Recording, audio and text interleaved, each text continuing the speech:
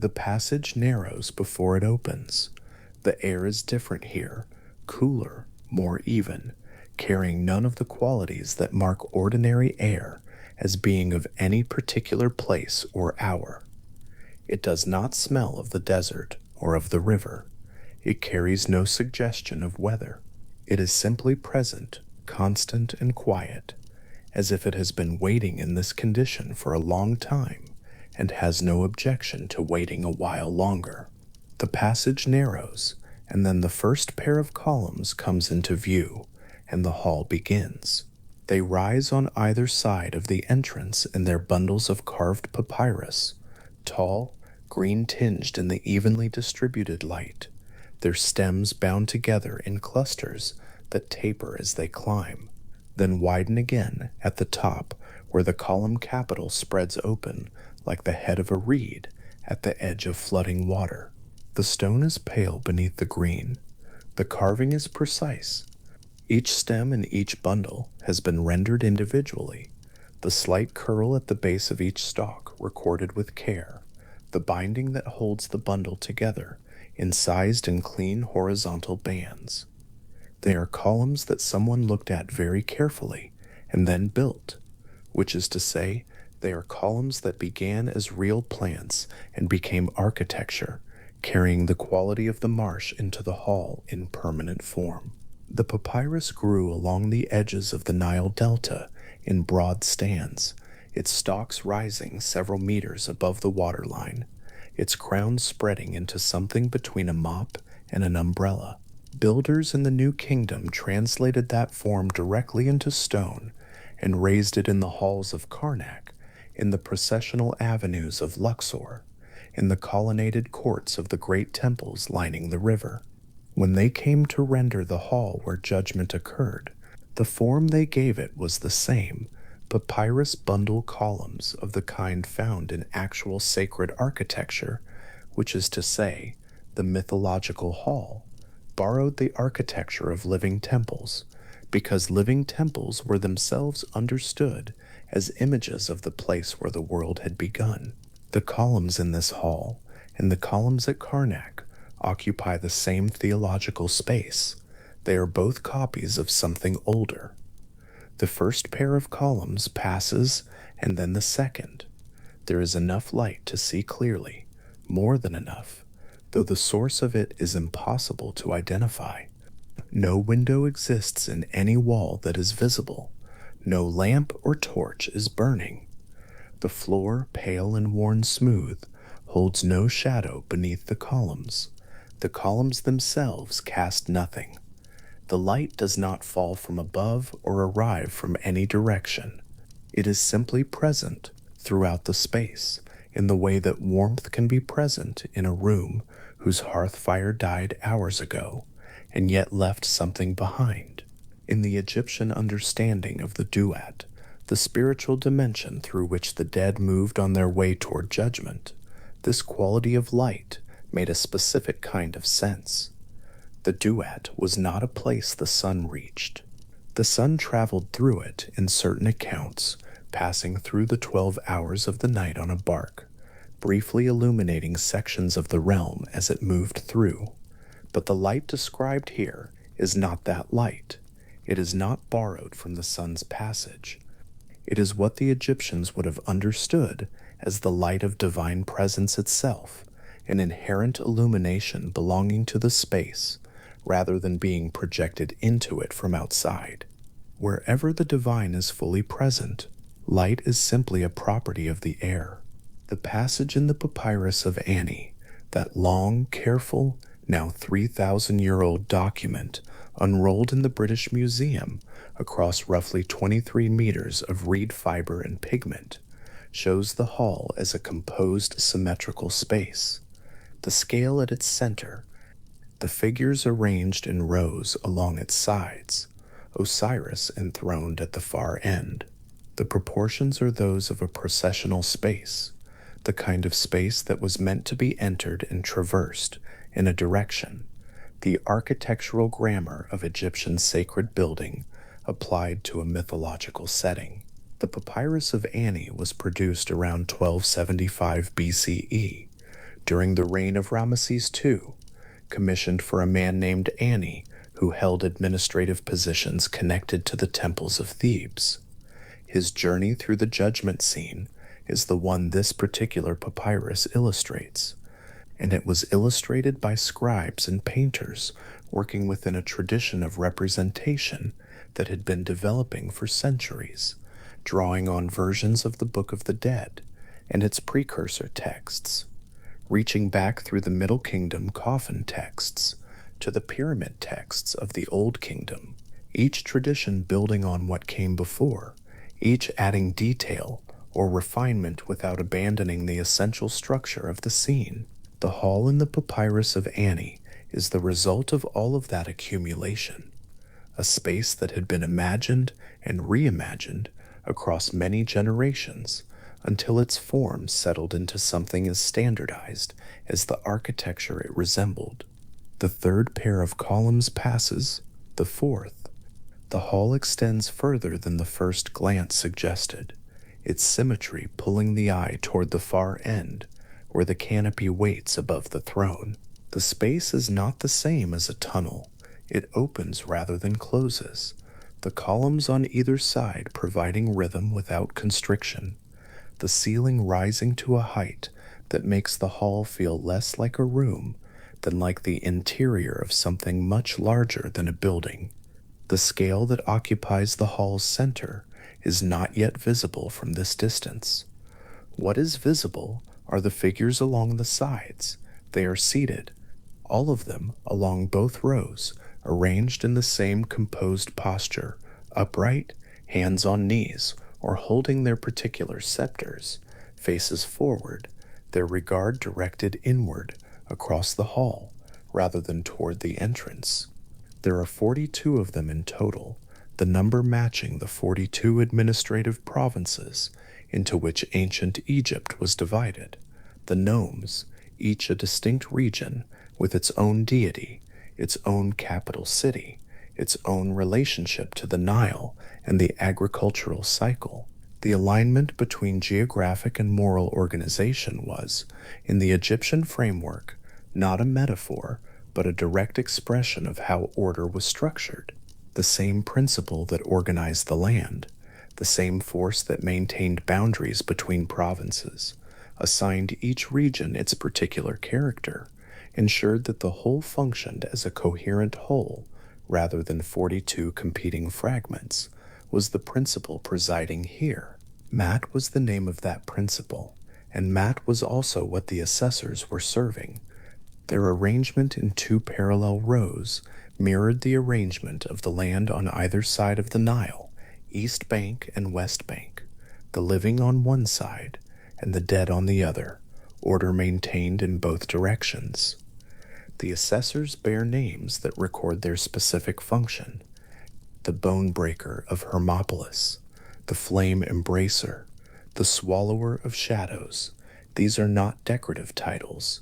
Each name describes the deity's relationship to a particular moral category, the domain of wrongdoing over which that deity presides, and against which that deity will stand as witness when the time comes for the deceased to make their declaration. The assessor associated with Hermopolis, the city of Thoth, the city that held one of the major cosmological traditions of Egypt within its temple complex, presides over an aspect of the moral record connected to speech or sacred knowledge, the breaking of bones, suggesting what happens to untruth when it is exposed, the clean snap of something that should not have been and is now addressed. The Flame Embracer holds a jurisdiction that requires the comfort of heat, the transformation that fire performs on what it touches. The Swallower of Shadows governs what hides, what obscures, what moves through the world without declaring itself. 42 categories, 42 witnesses, 42 provinces of the moral life, organized into a system as precise as the administrative machinery of the Egyptian state. The hall's relationship to that state was not incidental. The 42 nomes of Egypt were real units of government, each with its own records, its own officials, its own particular obligations within the larger structure.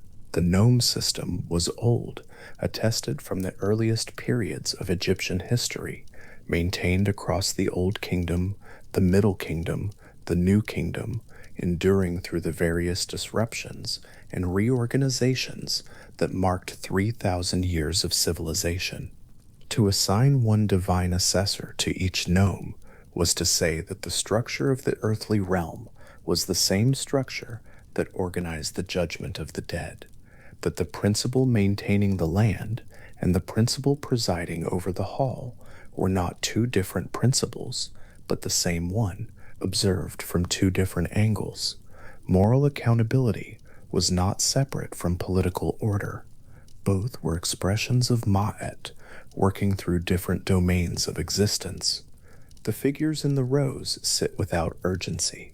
This is the most immediately noticeable thing about them, not the variety of their scepters, not the particular form of their headdresses, not the subtle differences in the pigments used to render their skin and garments in papyrus illustration. It is the quality of their waiting, which is not the waiting of beings who expect to be kept waiting or resent it. It is the waiting of beings for whom time in its ordinary sense is not the relevant measure. They have been seated in this hall for as long as the hall has existed. They will be seated here in exactly this posture when the next soul arrives and the one after that. Their patience is not a performance. It is the natural condition of entities whose purpose is so specific and so settled that nothing is left to be restless about. Each assessor knows exactly what their jurisdiction covers. Each assessor knows exactly when they will be addressed and what will be required of them. The ceremony has a form, and the form does not vary, and within that form each figure has a position, and the position will be held until the ceremony is complete. That is all.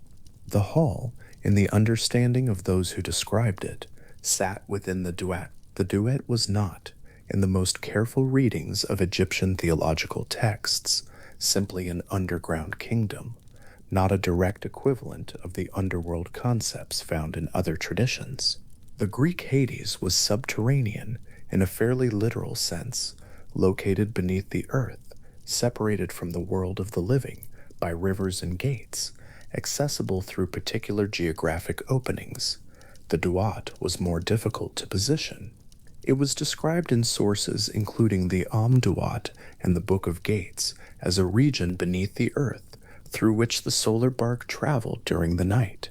Yes, but it was also described as a space coextensive with the visible world, permeating it, existing alongside it in a dimension that the living did not have ordinary access to, but which was not elsewhere in any simple sense.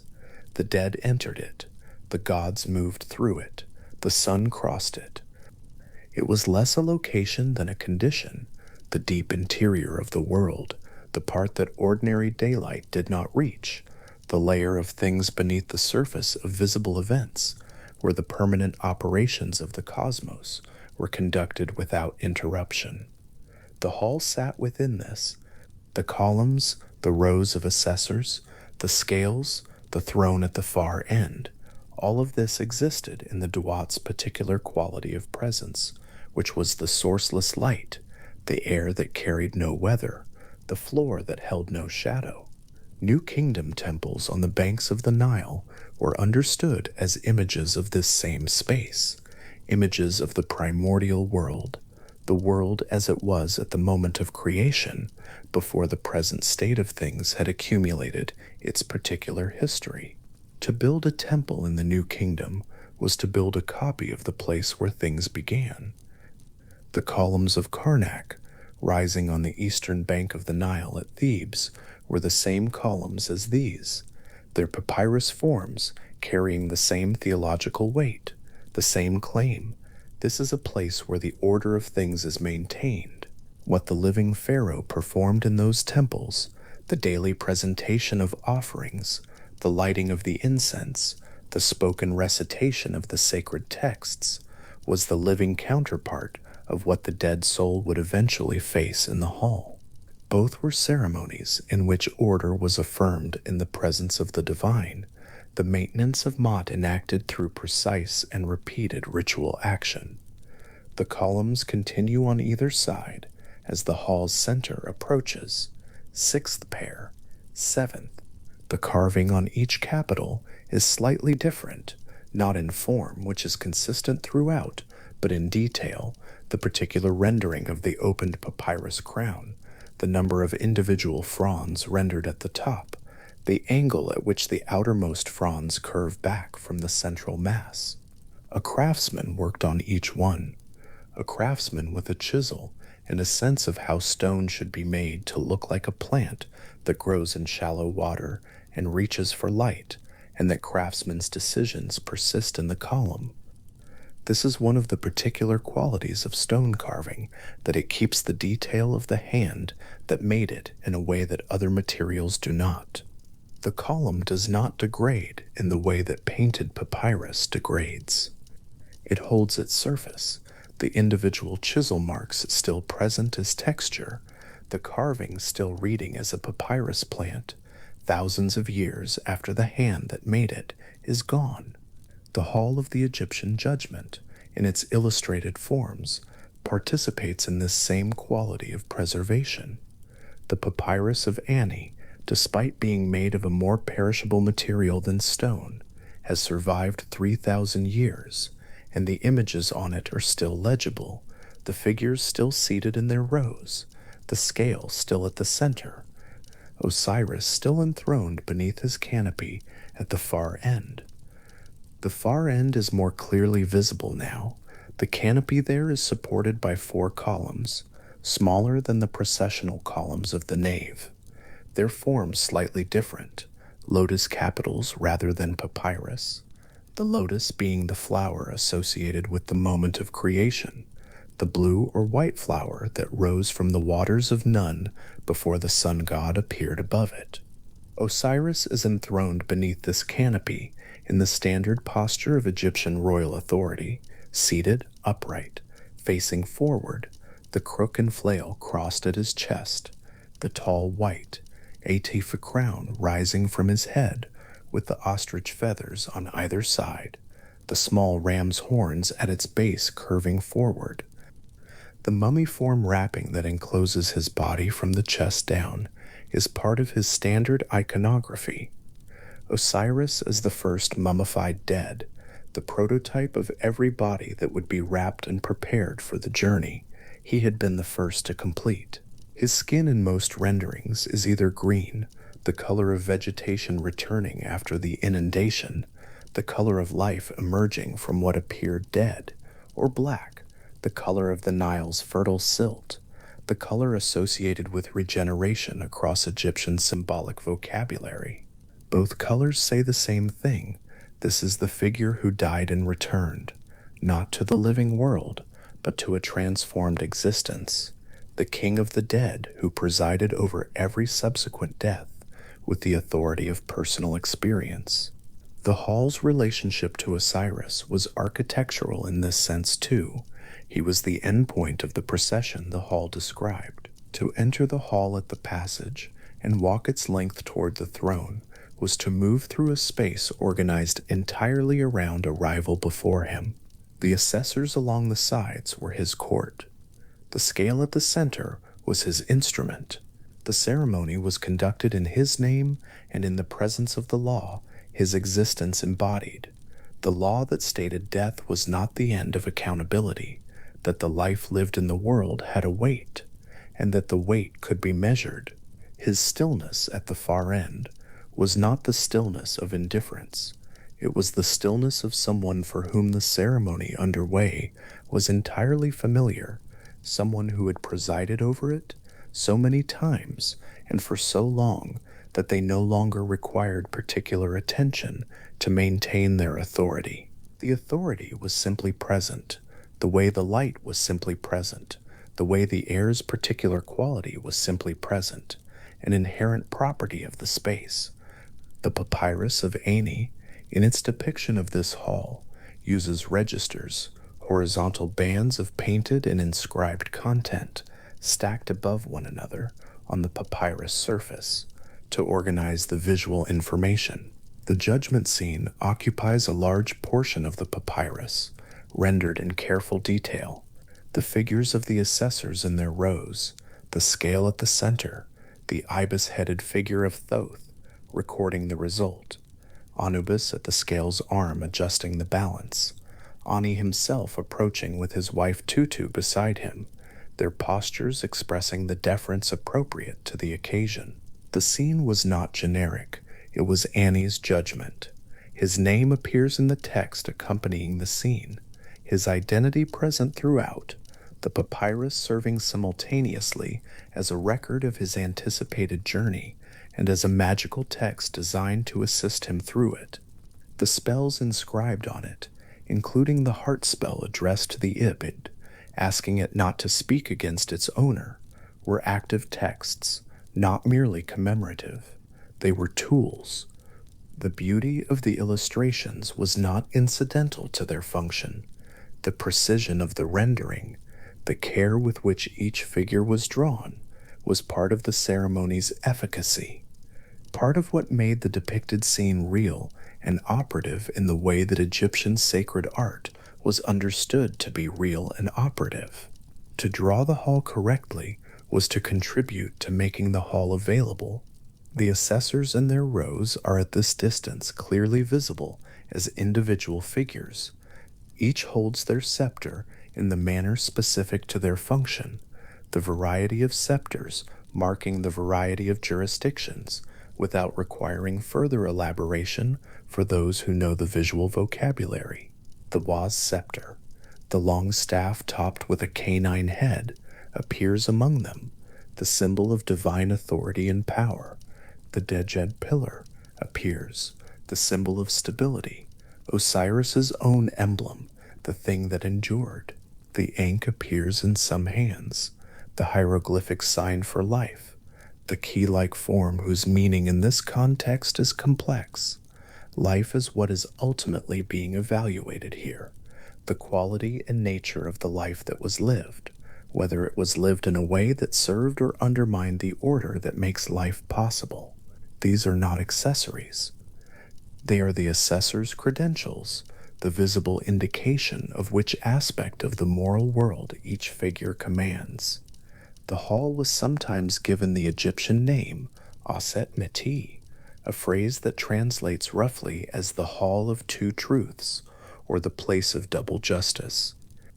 The doubling in the name refers to the dual nature of Metat, the principle that the ceremony enacted, Metat as the truth of what the soul declared about its own conduct, and Metat as the objective standard against which that declaration was weighed.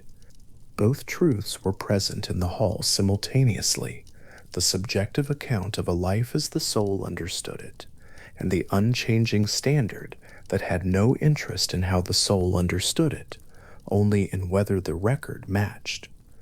The name of the hall held both of these truths in balance from the beginning, before a single soul had entered or a single declaration had been made. It was built to contain the encounter between them. The hall's proportions in the careful illustrations of the papyrus of Ani and related papyri suggest a space that is roughly twice as long as it is wide, the length necessary to accommodate the procession from entrance to throne, the width sufficient to allow the 2 rows of assessors to be clearly visible and individually distinguished from a central position. The scale occupies the center of the hall's length, which is also the center of the ceremony, the precise midpoint between arrival and judgment, the place where the measurement occurs before the result is carried forward to the throne. Everything in the hall's architecture is oriented toward that midpoint. The columns frame the approach to it. The assessors flank it on both sides. Osiris at the far end looks toward it. The hall, considered as a space, is designed entirely around the act of weighing, and the act of weighing is its entire purpose. The light throughout remains even and sourceless. No column casts a shadow on the floor. No figure sitting in the rows casts a shadow on the wall behind them. The Etef crown at the far end does not project a shadow upward onto the canopy above it. The floor is simply pale, uniformly pale, without variation. In ordinary architectural spaces, the absence of shadow would feel wrong. Shadow is how the eye understands depth, how the relationship between surfaces is communicated, how the three-dimensional form of a space becomes legible. A space without shadow is a space that seems to be missing something the eye was trained to expect. But in the Hall of Two Truths, the absence is not an absence of something that should be there. It is the presence of something else entirely. The sourceless light is the light of divine presence, and divine presence does not have a particular location that would cause shadows to fall in one direction rather than another. It is simply everywhere the hall is, which is everywhere in the hall, which leaves no surface darker than any other, and no corner in which anything could hide. The assessors understand this too. Each one is fully visible to all the others, and to the soul that enters. Nothing about the arrangement allows for concealment. The 42 categories of moral evaluation are distributed across 42 figures, seated in clear light, at clear intervals, each one present and visible, and precisely what they are. The moral structure the hall enacts is one of full disclosure. What has been done is known, will be examined, will be measured against the standard. The architecture of the hall participates in this structure. The sourceless light, removing the possibility of anything remaining hidden in a corner or obscured in a shadow. The symmetrical arrangement, ensuring that every aspect of the examination is equally present and equally illuminated. It is not a space that was designed to be frightening. It is a space that was designed to be exact. The processional columns continue down the hall's length in their measured pairs, the papyrus capitals spreading above at even intervals, and the 2 rows of assessors extend down either side between them, each figure occupying a precise position, each figure's jurisdiction as clearly bounded as the nomen it corresponds to on the administrative maps of the living kingdom. The bone breaker of Hermopolis sits in their assigned position on the right side, third from the entrance by certain accounts, holding their scepter with the patience of someone who has held it for the entire duration of the judgment ceremony's existence and will hold it for the entire duration of its continuation. The flame embracer sits opposite or nearby, their jurisdiction adjacent to the one before it. In the moral taxonomy, the 42 names describe. The swallower of shadows occupies their place further down the row, at the position corresponding to the moral category of concealment, of things done that were not spoken of the gap between what was performed and what was declared. Each assessor's name was known. Each assessor's jurisdiction was documented in Chapter 125 of the Book of the Dead, where the 42 negative confessions appear in sequence, each addressed to the named assessor, each declaration of non-commission corresponding to the specific category that assessor governs. A soul entering the hall came with that knowledge already prepared, knew not only that 42 figures would be present, but which figure governed which domain, what would need to be declared to each one, and in what order the declarations would be made. The ceremony was not improvised. It was rehearsed, documented, carried into the tomb in the papyrus itself. The text of the declarations present alongside the illustration of the hall in which they would be made. This is one of the things the papyrus of Ani preserves most clearly, not just the image of the hall, but the fact that the hall was prepared for. The 23 meters of carefully painted and inscribed papyrus were not made after the journey as a record of what happened. They were made before death in the expectation of what would come, and rolled up and placed in the tomb so that Annie's soul would have access to the texts, the spells, the images, the knowledge of what to say, and to whom, and in what order, when the moment arrived. The hall illustrated in ink and pigment, and the hall encountered in the duet, were understood to be the same hall, the image and the place occupying the same theological reality. The preparation was itself a form of arrival. To know the hall was to be, in some essential way, already there. The last visible column pair is now past, and the hall's far end fills the view. The canopy above the throne is rendered in the standard form for a divine canopy, a shallow curved roof supported by the lotus columns, the overhang sufficient to mark the throne as a distinct space within the larger hall, a space within the space. The architecture saying, "Here is where authority resides. Here is where the proceedings terminate. Here is where the result of everything that happens in the hall between the entrance and this point is received and recognized and pronounced." The Atef crown on the enthroned figure is unmistakably itself. The tall white hedjet of Upper Egypt, flanked by the double ostrich feathers, the small curling ram's horns at the base, the whole assembly rising from the forehead of Osiris in the distinctive form that appears on temple walls and coffin lids and papyrus illustrations across 3 millennia of Egyptian sacred art. The same form rendered by different hands in different centuries, and always immediately recognizable as the crown of the King of the Dead. Before the throne, at the center of the hall, the scale waits. Its beam is horizontal. Its pans hang at equal height.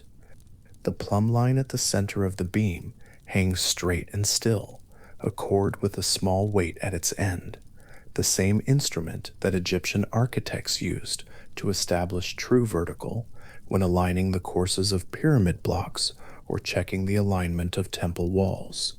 Here it will be used for something else. When the pans are loaded and the beam shifts, the plumb line's position relative to the central post will indicate whether equilibrium has been achieved or whether one side is heavier than the other. The objective reading of an objective measurement, the instrument stating plainly what the measurement has produced, with no capacity for amendment or appeal. The 42 assessors sit in their 2 rows along the hall's length, between the columns, in the sourceless light.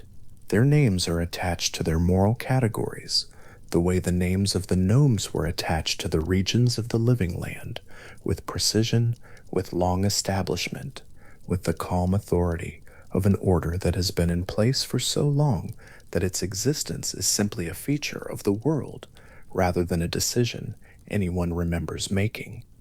The bone breaker of Hermopolis, the flame embracer, the swallower of shadows, each one knowing exactly what they govern, each one waiting without urgency for the moment when the ceremony will proceed to the point at which their jurisdiction is invoked.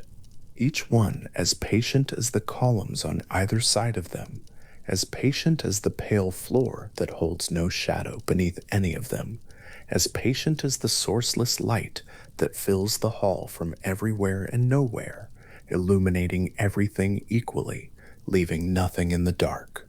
A heart scarab of black schist rests in the palm, its surface cool and smooth where the stone has been worked to its final polish, its carved legs folded flat against its underside, its wings raised just slightly along the ridge where the stonecutter's tool traced their edges with a fine, patient line. The weight of it is particular, not heavy, exactly, but present in the hand in the way that small, dense objects are present, with a solidity that seems out of proportion to its size. On its flat base, cut into the stone in lines so fine they catch the light only at certain angles, the words of spell 30 by begin their plea. O my heart of my mother, do not stand against me as a witness. This is the object that traveled from the stonecutter's bench to the linen wrappings of the dead, positioned on the chest over the organ it was meant to protect, carrying its inscription inward into the dark of the wrapping, pressed close to the body through the long journey that followed. The Egyptians called this spell, and others like it, the heart spells, a discrete cluster running through spells 26 to 30 in what is known now as the Book of the Dead, each one addressing the heart in some way, each one oriented toward the same concern.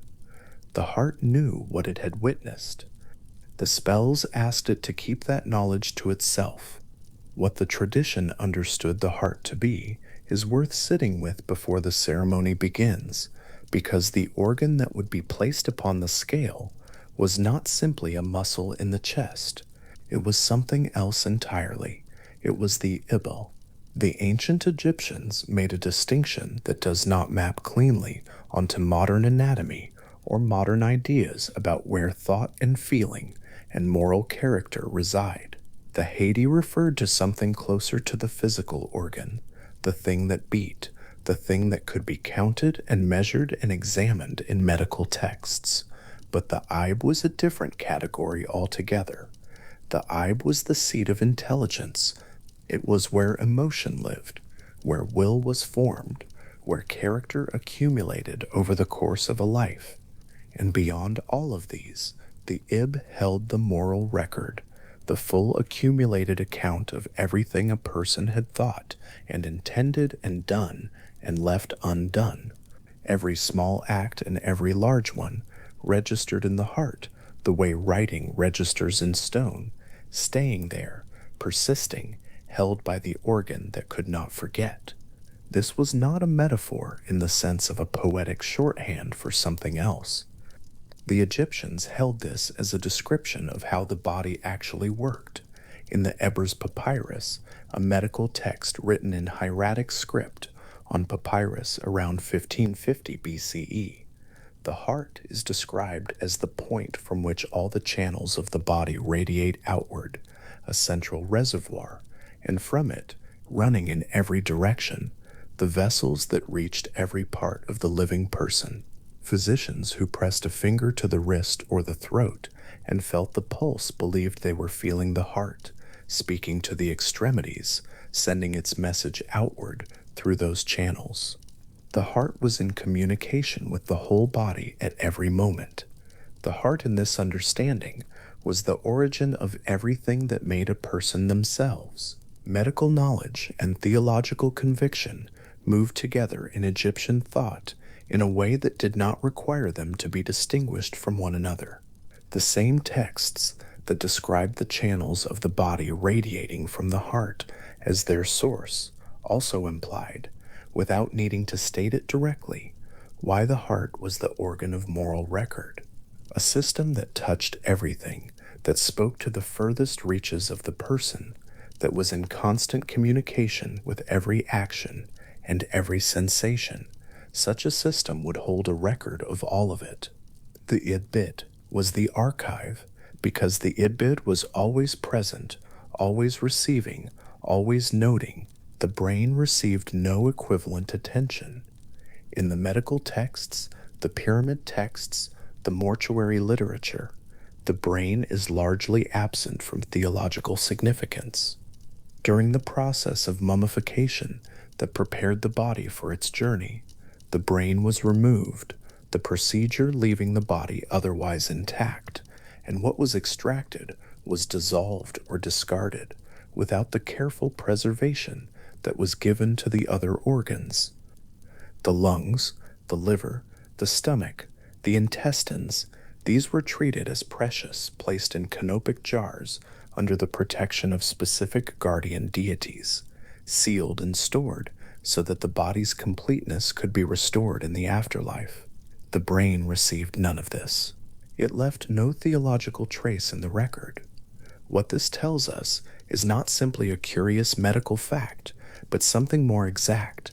The Egyptians located the whole of consciousness, the whole of identity, the whole of moral weight in the organ they kept and returned to the chest. The heart was not removed.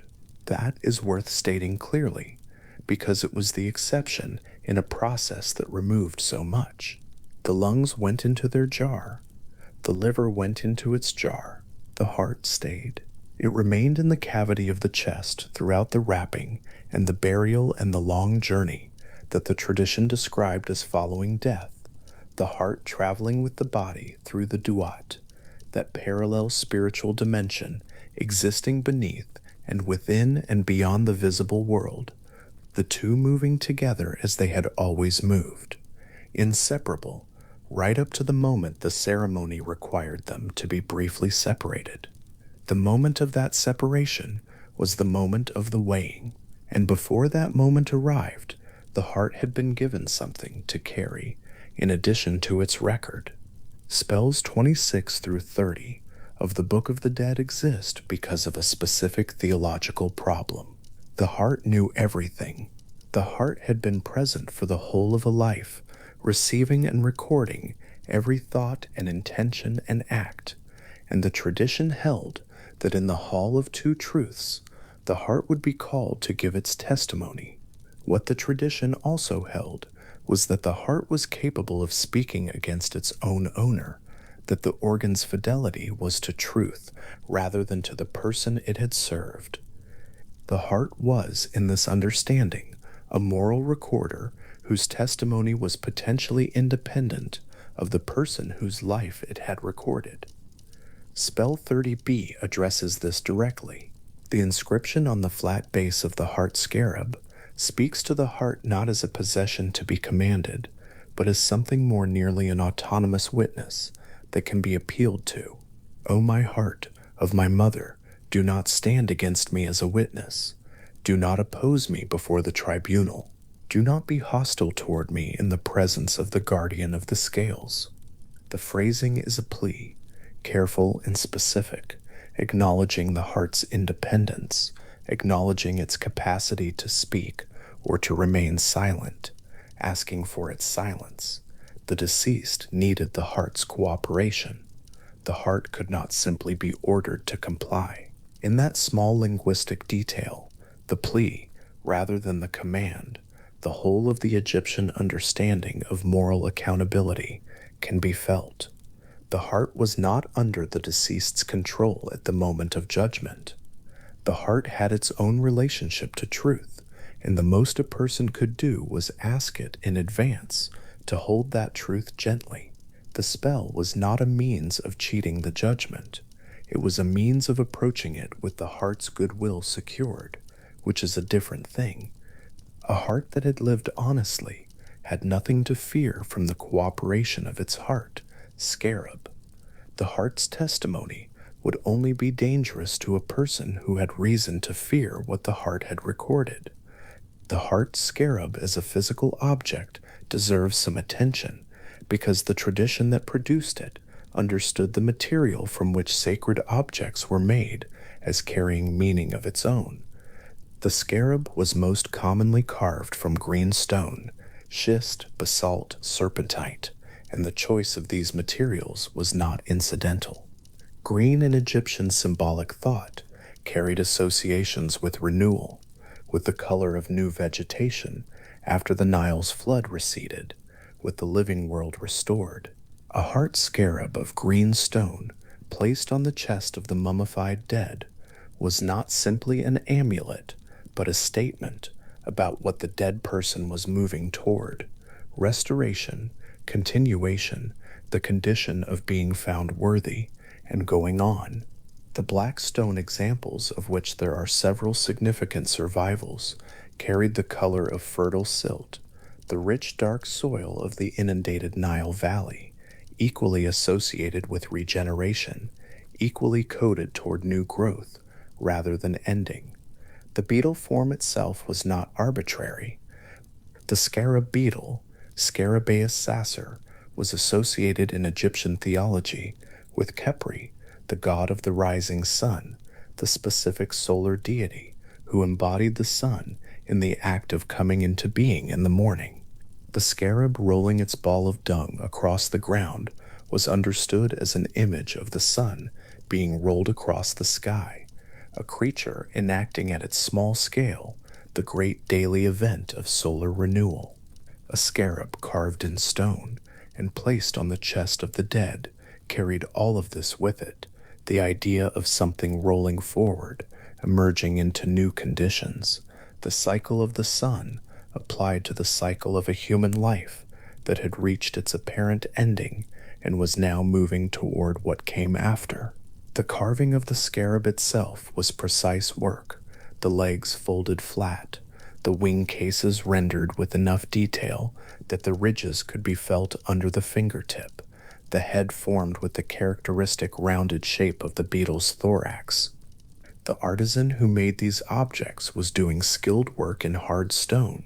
Schist resists the chisel differently than limestone, requires different tools, different angles of approach, and the inscribed base required a smaller and more precise tool still, cutting through the polished surface of the stone in lines fine enough to carry the hieroglyphic signs of the spell in legible form.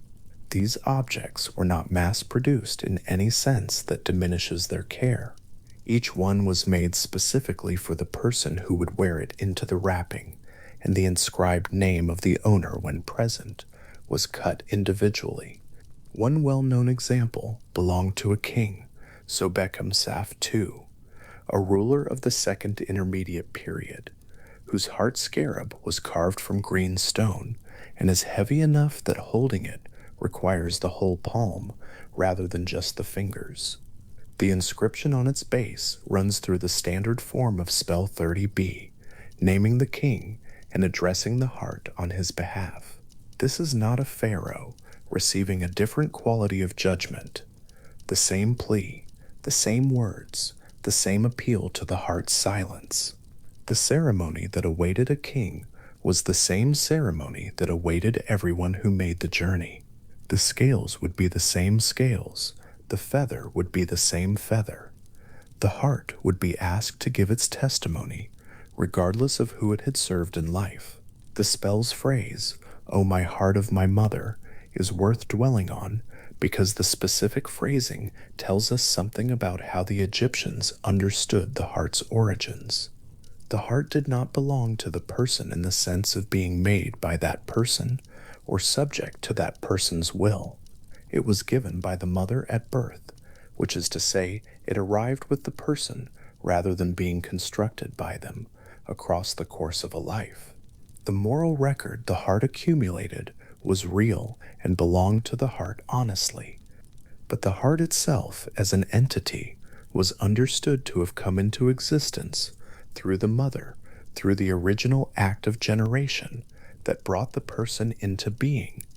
In addressing the heart as my heart of my mother, the deceased was acknowledging this origin, speaking to the heart across the whole span of a shared life, and asking it to honor that shared origin at the moment when its testimony would matter most.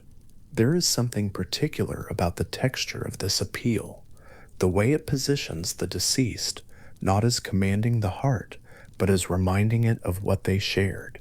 The heart and the person had moved through the same life together. They had experienced the same mornings and evenings, the same choices and their consequences, the same accumulation of days. The plea was not asking the heart to lie. It was asking the heart to remember what it meant to have lived a life together, and to hold its record gently in the presence of those who would ask to read it. In the papyrus of Ani, the Book of the Dead prepared for a royal scribe named Ani around 1275 BCE, and now held in the British Museum on a strip of papyrus roughly 23 meters long in its unrolled form. The heart spells appear among the many provisions the text makes for the journey through the Duat. The papyrus was not a generic document, but a specific one, prepared for Ani as an individual, with his name and titles inscribed in the spaces where the generic version would leave them blank. The heart spell in the papyrus was Ani's appeal, addressed to Ani's heart, written by a scribe who was preparing Ani's specific provisions for a journey the Egyptians believed Ani would actually make. The Book of the Dead as a category of object was called by its Egyptian name the Book of Coming Forth by Day, a name that tells us something about its orientation. These texts were not preparation for an ending, they were preparation for an emergence, for the dead person coming out into a new condition on the far side of the judgment, the way the sun comes out each morning on the far side of the night. The heart spells were part of this preparation because the heart was what would be weighed, and the outcome of the weighing was what would determine whether the emergence happened at all. But before the weighing, there was the journey through the duat, and through all of it the heart traveled in its place. The mummified body and the heart it contained moved together through the stages of the duat that the mortuary texts describe in considerable detail. Gates and fields and rivers and presences, the various challenges that the deceased was expected to navigate with the help of the spells and knowledge with which they had been provided. The heart did not travel separately. It was not preserved apart from the body in the way the stomach or the lungs were. Part it was there in the chest, where it had always been, its record intact, its accumulated moral weight present throughout the journey. In the same way a person carries their history with them wherever they move. This insistence on keeping the heart inside the body throughout the journey tells us something about how the tradition understood identity. The person who arrived at the Hall of Two Truths was continuous with the person who had lived their life. Nothing had been lost or set aside. The heart's record was not a summary or an abstraction, but the full account, present and carried by the organ that had always held it. When Anubis lifted the heart from the chest and placed it in the pan of the scale, he was not working with a representative sample. He was working with everything.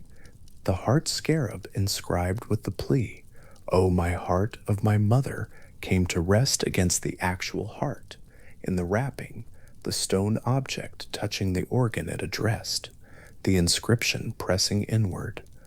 The two traveled together through the duat, the physical heart with its record, and the carved stone that asked the heart to be at peace. By the time the ceremony began, the scarab had spent the whole journey in contact with what it was protecting. It had accompanied the heart the way a letter accompanies a gift, the message and the thing together, the words arriving at the same moment as what they speak about. The tradition was careful about what happened when the heart was accidentally removed during the preparation of the body, which was apparently possible, the heart sometimes coming away with the organs being extracted for separate preservation. When this occurred, the texts and the archaeological record both indicate that it was treated as a serious matter requiring correction. A laid-to-substitute heart could be carved from stone or shaped from resin and placed in the chest cavity in the physical heart's absence, a formal replacement that maintained the body's integrity and ensured the deceased would have something to place upon the scale when the time came. The care with which this substitution was made and documented tells us how seriously the tradition held the heart's presence within the body, not as a symbolic gesture, but as a functional necessity, something the journey genuinely required. What was lost when the heart was lost was not simply an organ. What was lost was the record, the accumulated intelligence, the moral weight, the memories and intentions, and the full particular character of the person. All of this was understood to reside in the heart. A body without a heart was a body without the essential thing it needed to stand before the scales and have its life assessed. The substitute was precisely that, a substitute, a recognition of what the heart was, and an attempt to restore the condition that the ceremony required. It was in its way an act of respect for the theological importance of the organ the tradition had placed at the center of its understanding of who a person was. There are heart scarabs in museum collections across the world now, in Cairo, in London, in New York, in Paris, objects that once traveled from the stonecutter's bench through the embalming house and into the linen wrappings and then into the earth for hundreds or thousands of years before coming to rest in their current cases. The stone is cold under the hand and still holds its polish in the places where the original artisan brought it to smoothness. The inscriptions on the bases remain legible, the hieroglyphic signs of the spell still readable by those who know the signs, still making their appeal to a heart that completed its journey long ago. The heart scarabs that survive without inscribed names are the more numerous ones, objects prepared in advance with the namespace left blank, to be filled in when a buyer was identified, or objects whose inscribed names have been damaged or worn away by time. These anonymous ones rest in their cases, making their appeal to a heart whose owner's name is no longer recoverable. The plea is still there. O my heart, do not stand against me. The Ebers Papyrus describes the heart's central position in the body's system in terms that are simultaneously medical and, in their implication, theological. The channels radiate from the heart, the way canals radiate from a central reservoir, a comparison drawn from the landscape the Egyptians knew most intimately, the irrigation systems that made agriculture possible in the Nile Valley. The heart in this image is the source from which everything flows outward and to which, in a sense, everything returns. The physician who wanted to understand any part of the body looked eventually to the heart. The theologian who wanted to understand any aspect of a person's character looked to the eye bird. The two understandings were not in conflict because they were not understood to be two separate things. They were the same understanding at different scales. What the tradition preserved in making this identification, intelligence, will, emotion, and moral character, all housed in the same organ, was a picture of the person as genuinely unified.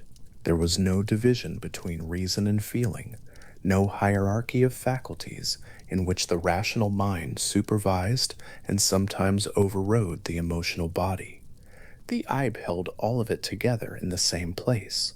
A person's feelings were part of their moral record. Their intentions were part of their moral record. Their choices and their hesitations, and their moments of genuine goodness, and their moments of deliberate harm, all of it was in the heart, held without hierarchy. Each element as real as the others. This is what would be placed upon the scale. Not an abstraction, not a representative summary, but the accumulated whole of a person's interior life, everything the heart had received and held through the years of a human existence. The heart scarab of black schist, its wings folded, its base inscribed, its plea already made. This object was the last provision, the one placed closest to what it was meant to protect.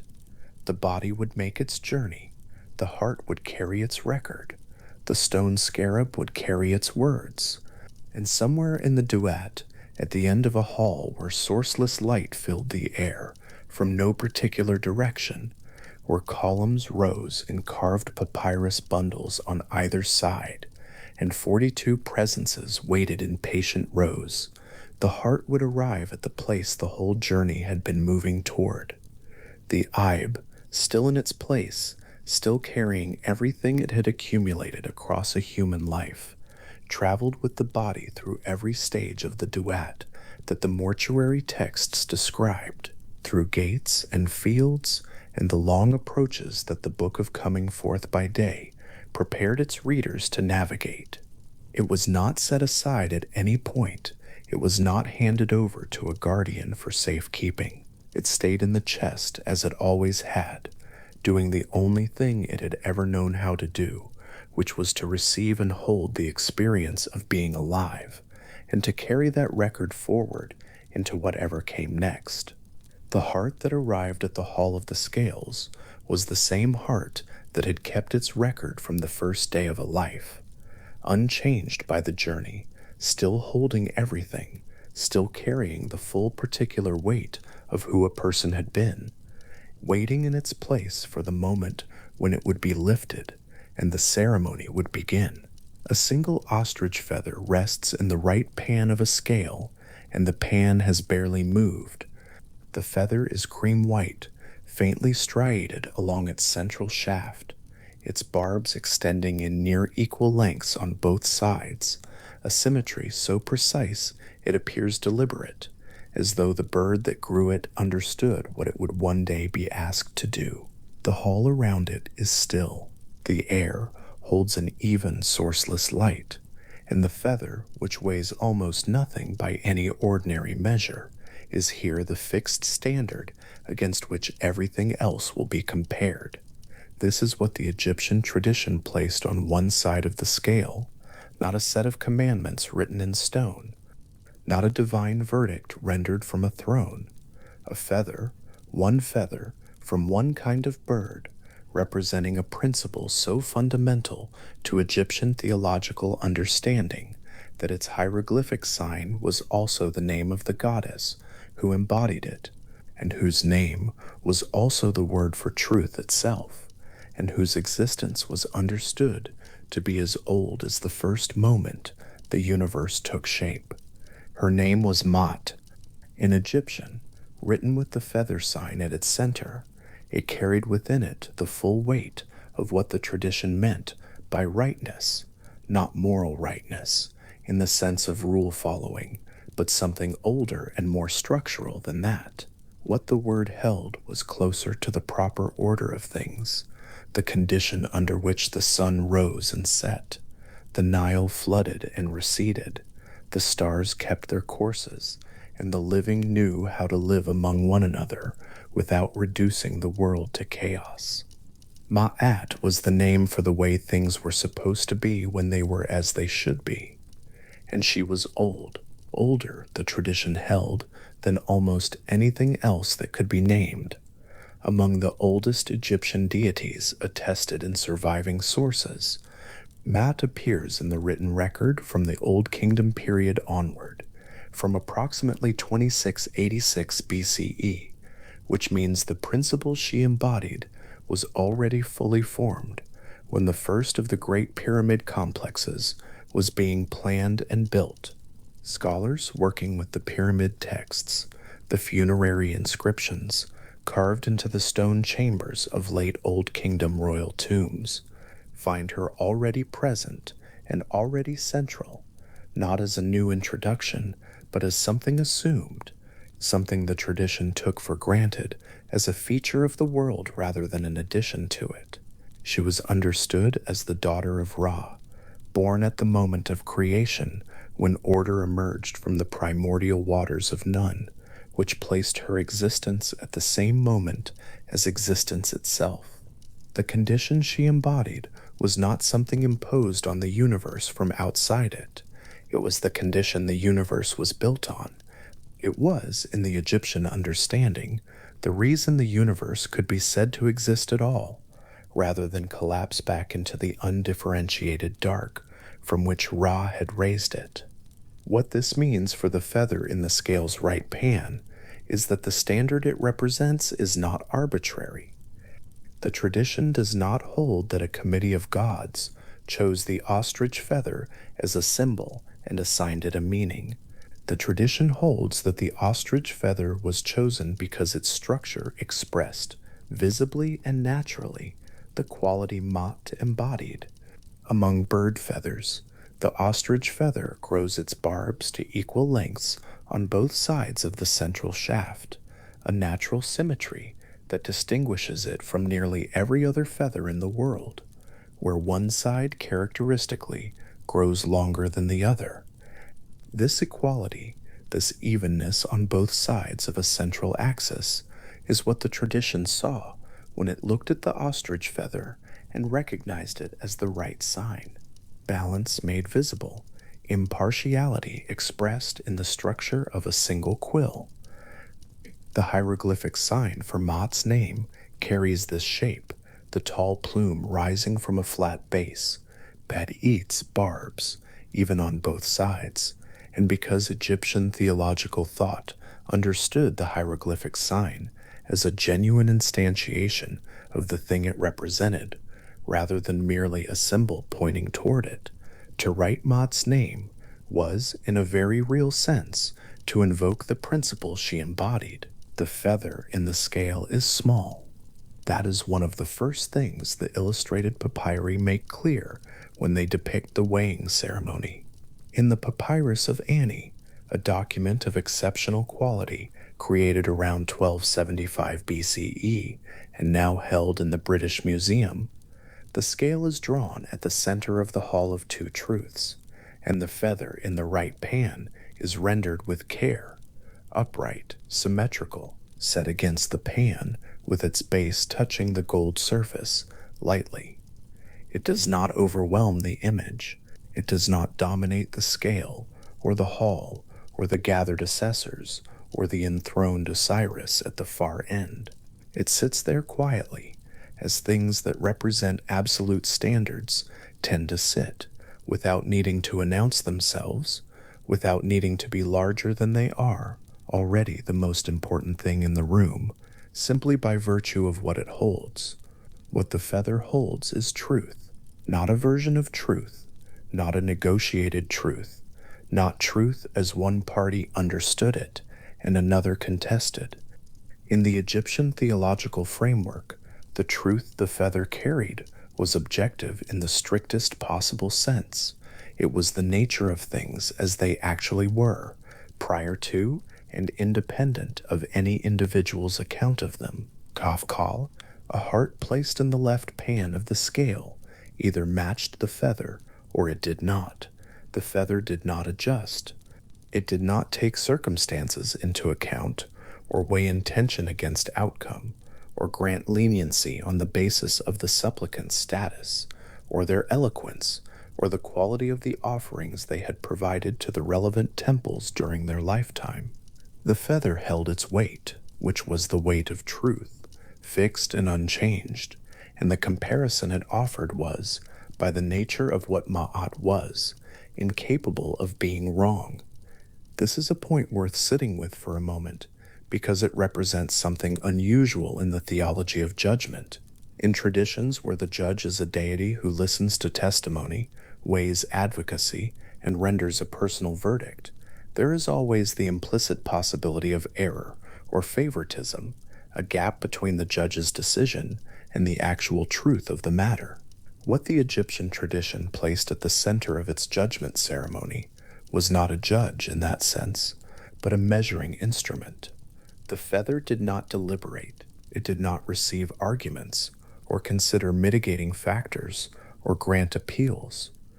It was set in the pan, and the truth of the person being judged either matched it or exceeded it, and the scale reported that result without commentary.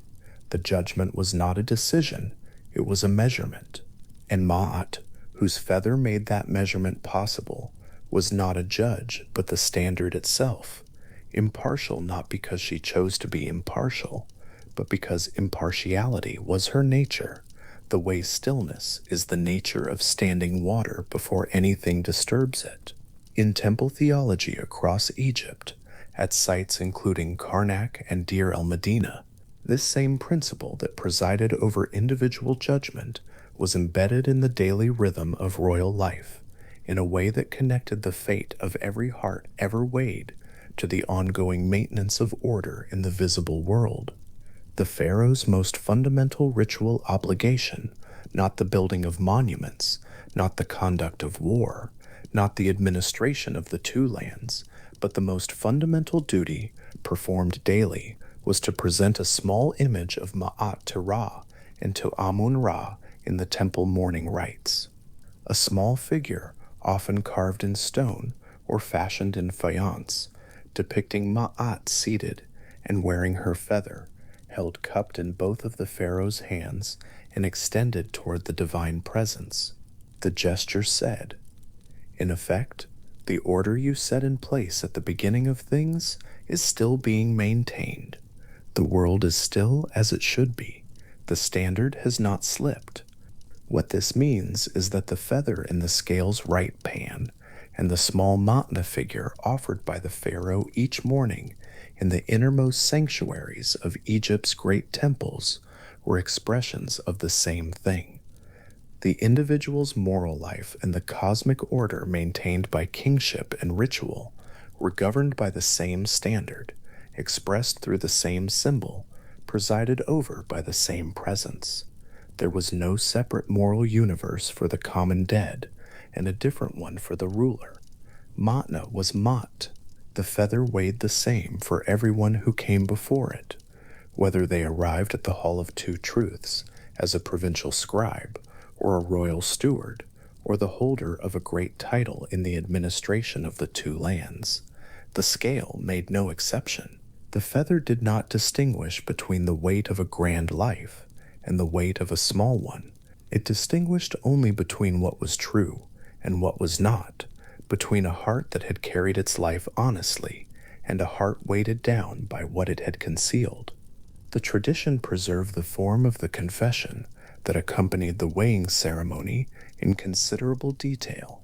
Chapter 125 of the Book of the Dead, a collection of funerary spells assembled in its canonical New Kingdom form around the 15th century BCE, and attested in versions across many individual papyri, contains what scholars refer to as the negative confessions, a series of 42 statements, each addressed to a named divine assessor, each denying a specific moral violation.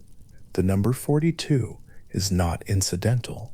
It corresponds to the 42 administrative provinces of ancient Egypt, each represented by its own assessor deity within the hall, each governing a specific moral category, each waiting to receive the denial that pertained to its particular jurisdiction.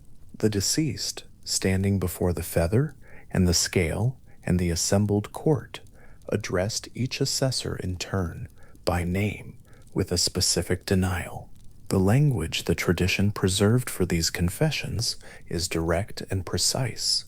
Addressed to the flame embracer who comes from Memphis, I have not stolen grain. Addressed to the bone breaker of Hermopolis, I have not told lies. Addressed to one assessor, I have not caused weeping. Addressed to another, I have not killed. Addressed to another, I have not diminished the food offerings. Addressed to another, I have not polluted the water. Addressed to another, I have not been deceitful. The violations they denied ranged widely across the moral landscape. The Egyptians considered worth defending. They included murder and theft, as legal and ethical systems everywhere tend to include, but also cruelty to animals, desecration of sacred offerings, causing hunger in others, speaking falsehood to a superior, eavesdropping on private speech, raising one's voice in anger in the presence of the divine, and acting in ways that reduce the wealth or dignity of another person without cause. The full scope of what was confessed against was not merely criminal, but relational. It described the ways a person might move through the world and leave it damaged behind them, smaller or poorer or more afraid than they had found it. All 42 of these statements were made in the presence of Mat's feather. The feather did not respond to the words. It held its place in the pan of the scale, waiting for the moment when the heart itself would be placed in the opposite pan and the balance would either hold or tip.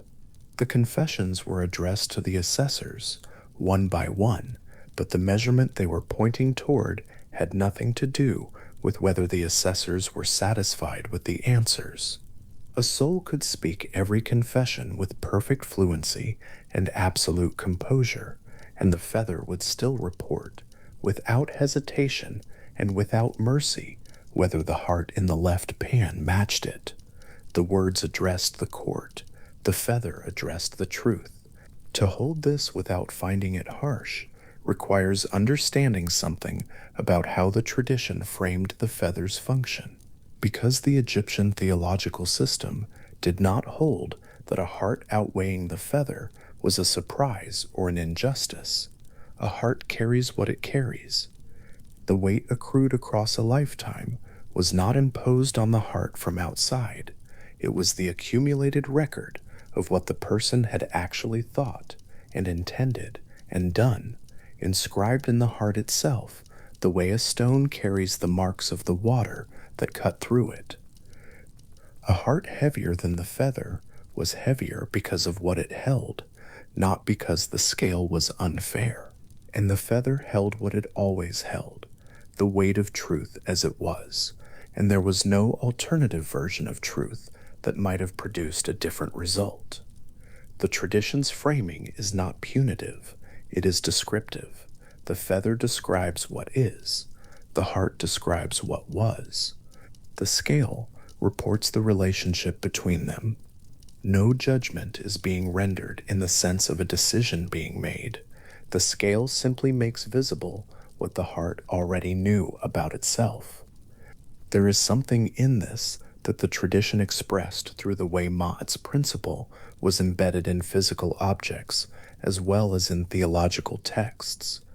The feather hieroglyph appears not only in the writing of her name, but in the written forms of royal throne names, the names that designated the pharaoh's relationship to cosmic order, the names by which the ruler participated in maintaining Ma'at across the two lands. Within royal cartouches, in temple inscriptions at Karnak and Luxor and Abydos, in the carved and painted texts that covered the walls and columns of Egypt's most enduring sacred buildings, the feather sign appears as a component of titles and epithets and formal designations, threading the principle of truth through every layer of the official world. To read a royal inscription was to encounter Ma'at's sign folded into the formal identity of kingship. To enter a temple was to move through a space where that sign appeared repeatedly across every register of decorated surface. The feather was not confined to the judgment scene. It was present throughout the world as the tradition understood the world. The same standard in the scale's right pan was also the standard written into the stones of every temple the Nile's civilization had built. Small physical ostrich feathers have been recovered from Egyptian tomb contexts across multiple archaeological sites. Actual feathers, dried and fragile after 3,000 years or more in the climate of the desert, their structure still faintly legible along their central shafts. These were placed in tombs, not as decorative objects, but as embodiments of Ma'at's protective presence. The way a spell spoken over a mummy was understood to carry real protective force. The feather in the tomb was Ma'at present. It was not pointing toward her or representing her in the way a symbol stands apart from what it symbolizes. In the Egyptian theological understanding of objects and images and words, the thing that carried a divine form or sign carried a real portion of the divine presence it encoded. The feather in the tomb held Ma'at's principle within it, and the feather in the scale's right pan, small and symmetrical and perfectly still in the sourceless light of the hall, held the same. What the tradition held about the relationship between this principle and the rest of existence is that Ma'at was not merely a moral standard, but a cosmological condition. The Egyptian texts return again and again to the idea that the world continued to function because Ma'at was maintained, that the alternation of day and night, the annual flooding of the Nile that made agriculture possible, the movement of the stars in their fixed courses across the Egyptian sky, all depended on the ongoing presence of the principle she embodied. When the theological tradition imagined what would happen if Ma'at ceased to be maintained, it did not imagine a world where people behaved badly and suffered consequences. It imagined the unraveling of the structure of existence itself, the sun failing to rise, the Nile failing to flood, the stars drifting from their courses, the order that held the visible world together, dissolving back toward the primordial chaos from which Ra had raised it. Ma'at was not a principle that operated within the world. She was a principle the world operated within. This is the weight the feather carried in the right pan of the scale, not merely the weight of one woman's or one man's moral record set against the accumulated truth of their life, the weight of the standard against which every life was set, which was also the weight of the condition that made life possible, a feather that light, holding that much, the theologians and scribes and priests of New Kingdom Egypt were not unaware of the philosophical complexity this introduced.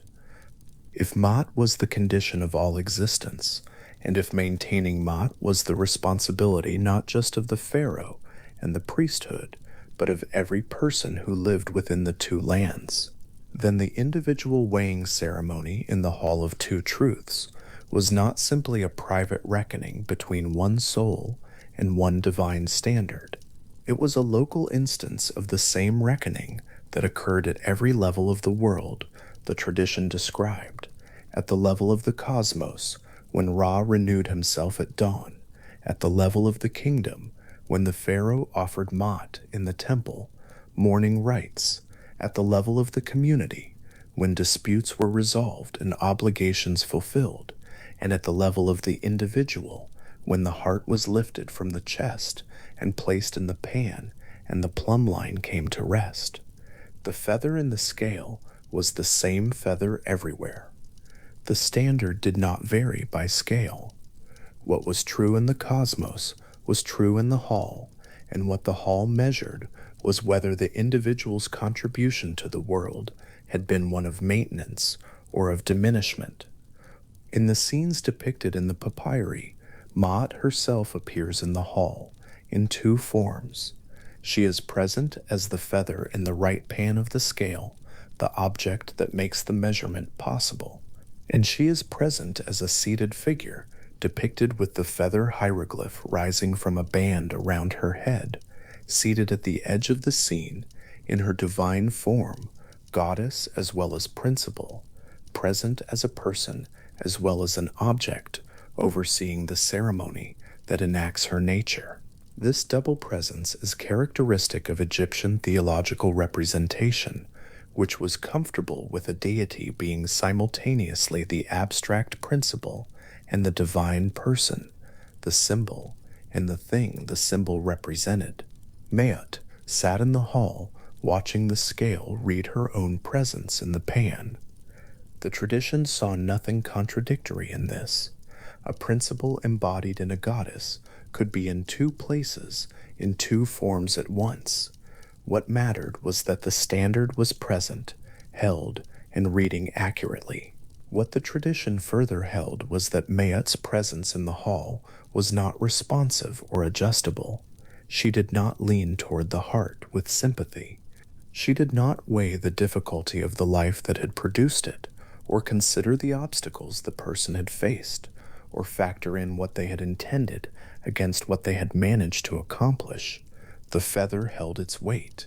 The seated goddess held her composure. The hall remained evenly lit and perfectly still, and the scale reported what was true.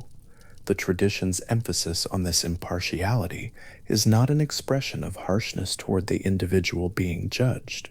It is an expression of confidence in the standard itself, a confidence that the truth of a life, honestly reckoned, was the most meaningful thing that could be said about it, and that a standard capable of being adjusted or persuaded would not be a standard at all, but only another negotiation in a world already full of them.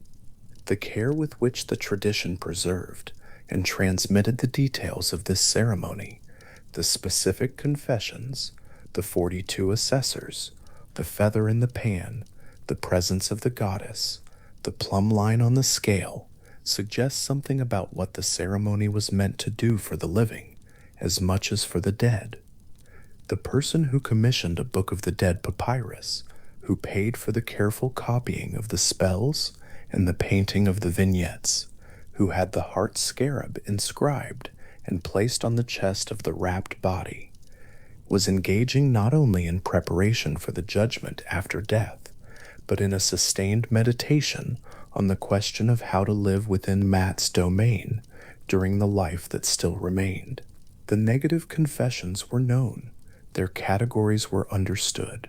A person who knew that the flame embracer would be waiting to hear whether they had stolen grain, understood something about the moral weight of grain and what it meant to take what belonged to another.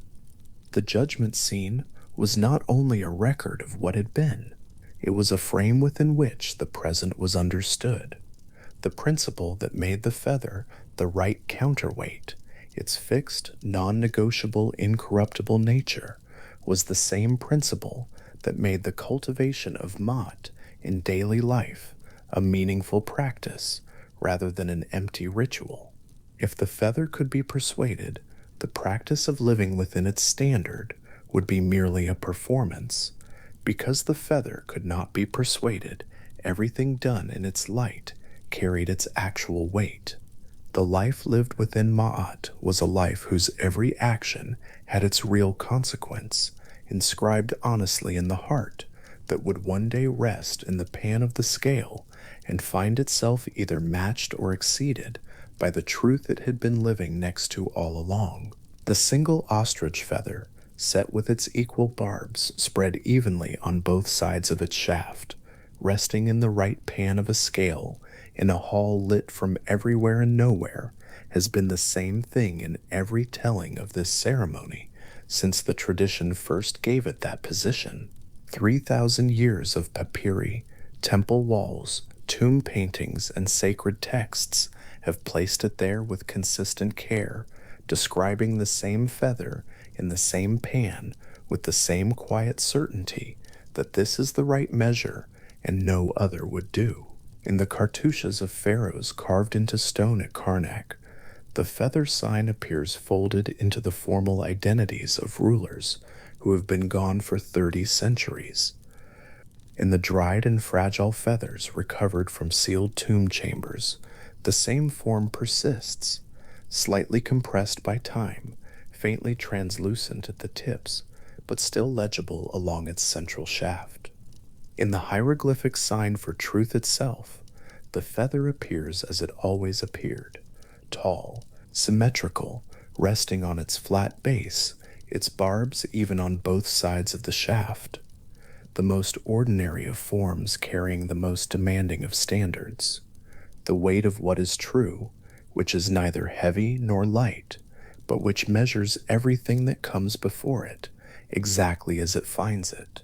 And wherever the name Ma'at was written into stone across the temples of the two lands, at Karnak, where her feather sign appears in inscription after inscription along the processional colonnades, at Deir el-Medina, where the workers who built the royal tombs maintained their own chapel to her, at Abydos, where the oldest funerary traditions of Egypt were preserved in their most conservative form, that single small mark in the royal cartouche carried the same truth that waited in the scale's right pan, patient and evenly lit, holding its weight in the hall where judgment rests. The same feather it has always been, the same feather still. Anubis is already at the scale when the soul arrives. His hand moves with the unhurried precision of someone who has performed this exact action so many times that the action itself has become a kind of knowledge held in the body rather than the mind, a lifting, a settling, a release.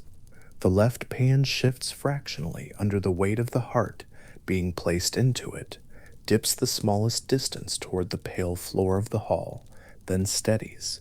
He steps back one pace. His black canned profile is turned toward the beam, and everything about his posture, the angle of the head, the stillness of the hands now held just slightly away from the sides of the body, reads as the absorbed attention of someone watching an instrument complete its own reading. There is no urgency in any of it. There has never been urgency in any of it. In the oldest layer of Egyptian religious thought, the pyramid texts carved into the interior chambers of the late Old Kingdom pyramids at Saqqara, some of the earliest religious writing preserved anywhere in the world, Anubis appears already fully formed, already performing this same function, already the deity most deeply associated with the dead, and with whatever the dead must pass through on their way toward whatever comes after. His name in the Egyptian language was Impu. The Greeks who encountered his cult along the Nile would later call him Anubis, and that name is the one that has persisted.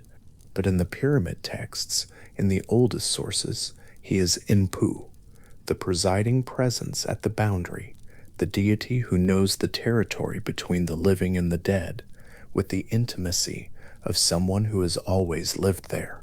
In those oldest records, Osiris had not yet assumed the central role in the judgment of the dead that he would hold from the Middle Kingdom onward.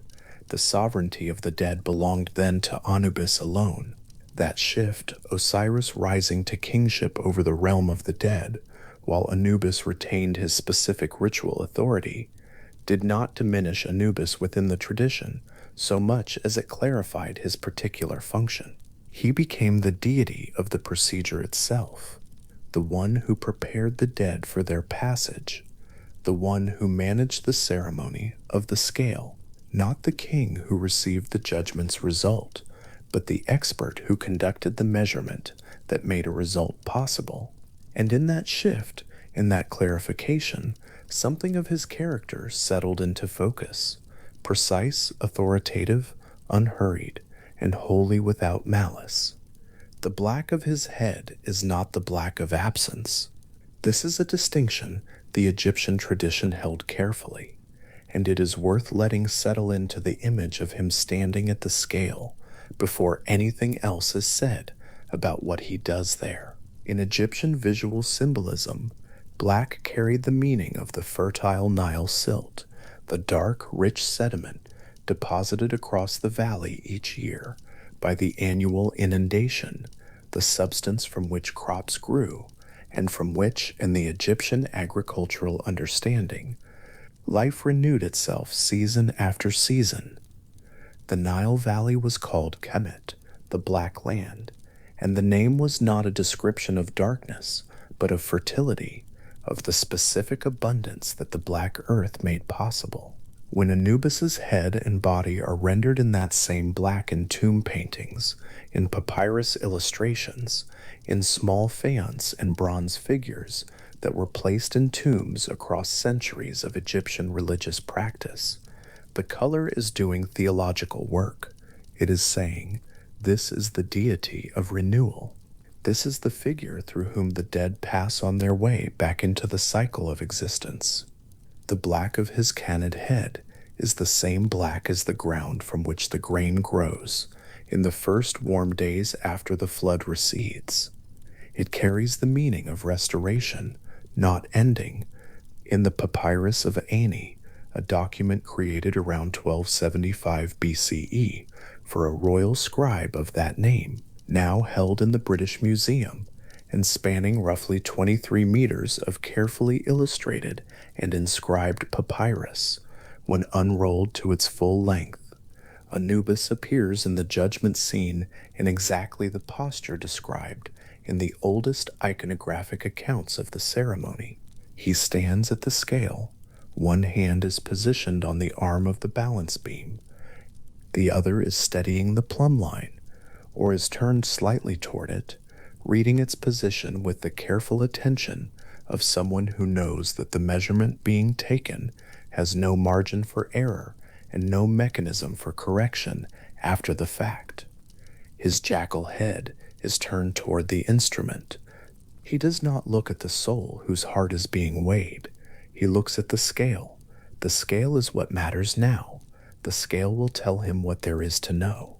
The balance depicted in these scenes is a specific instrument, a beam scale of the kind used in Egyptian commercial and administrative life for weighing grain, metal, and valuable goods, familiar enough to any Egyptian who had ever visited a market or a granary to have an immediate sense of what it was and how it worked.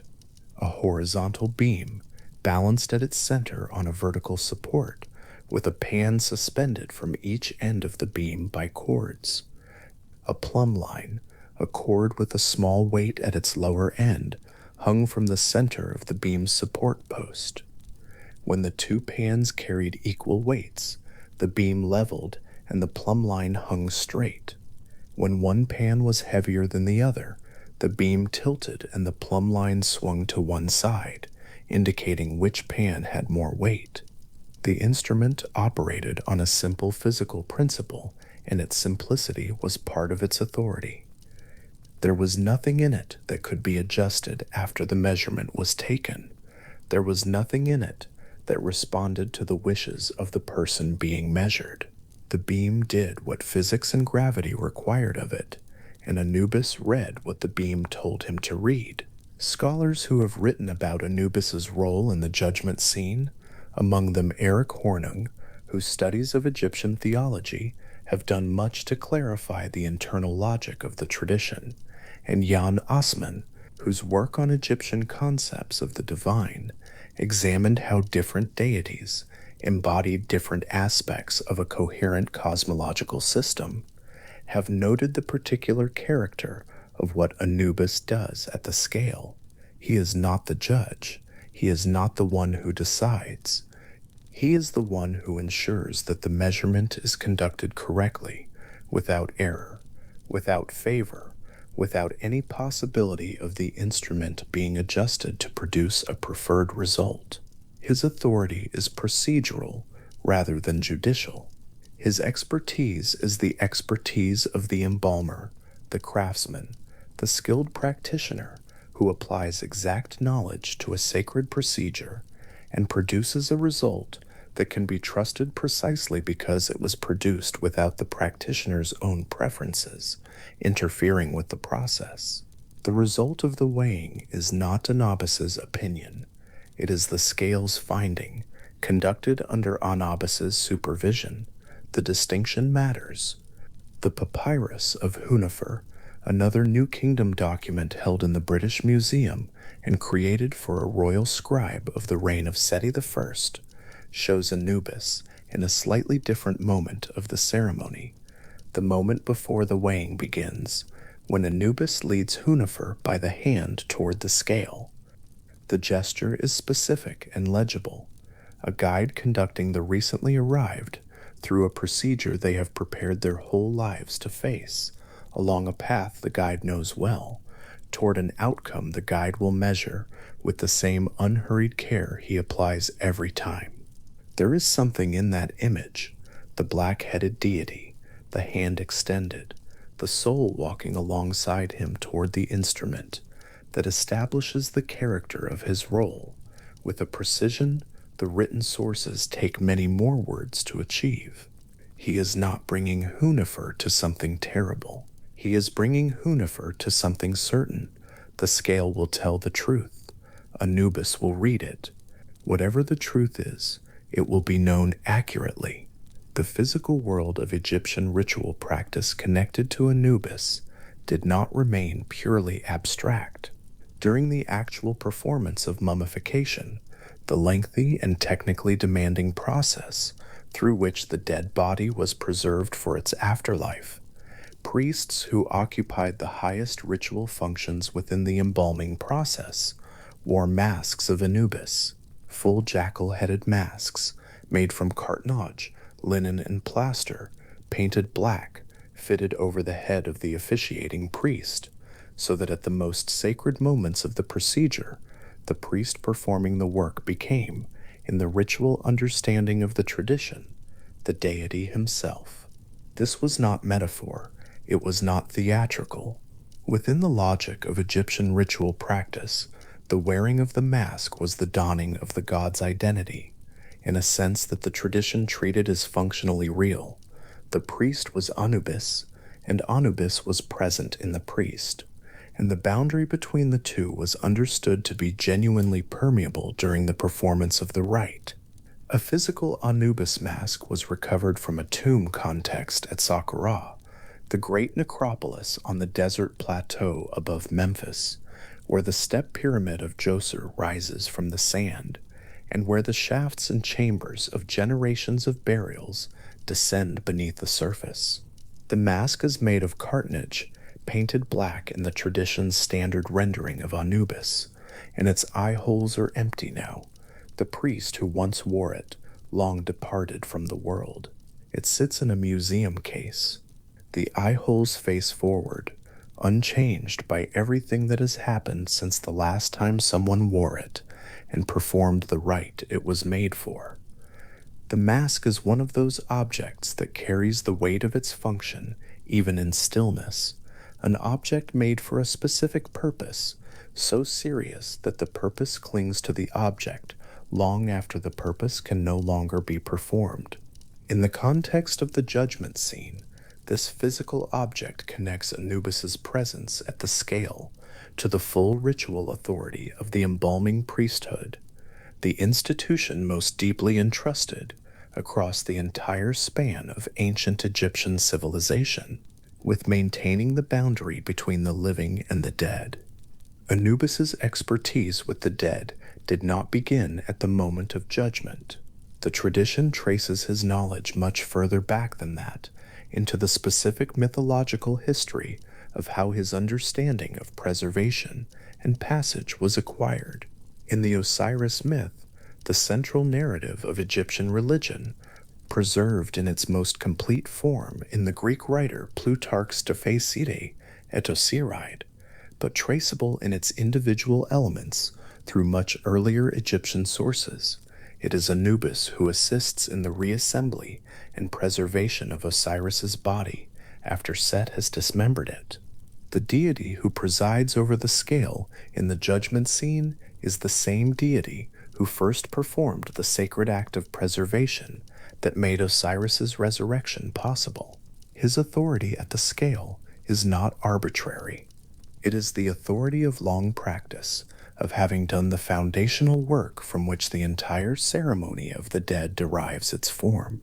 When he places the heart in the left pan of the scale, the action connects backward through the tradition's own internal logic to the first great act of embalming that the tradition held to have occurred, the preparation of Osiris himself.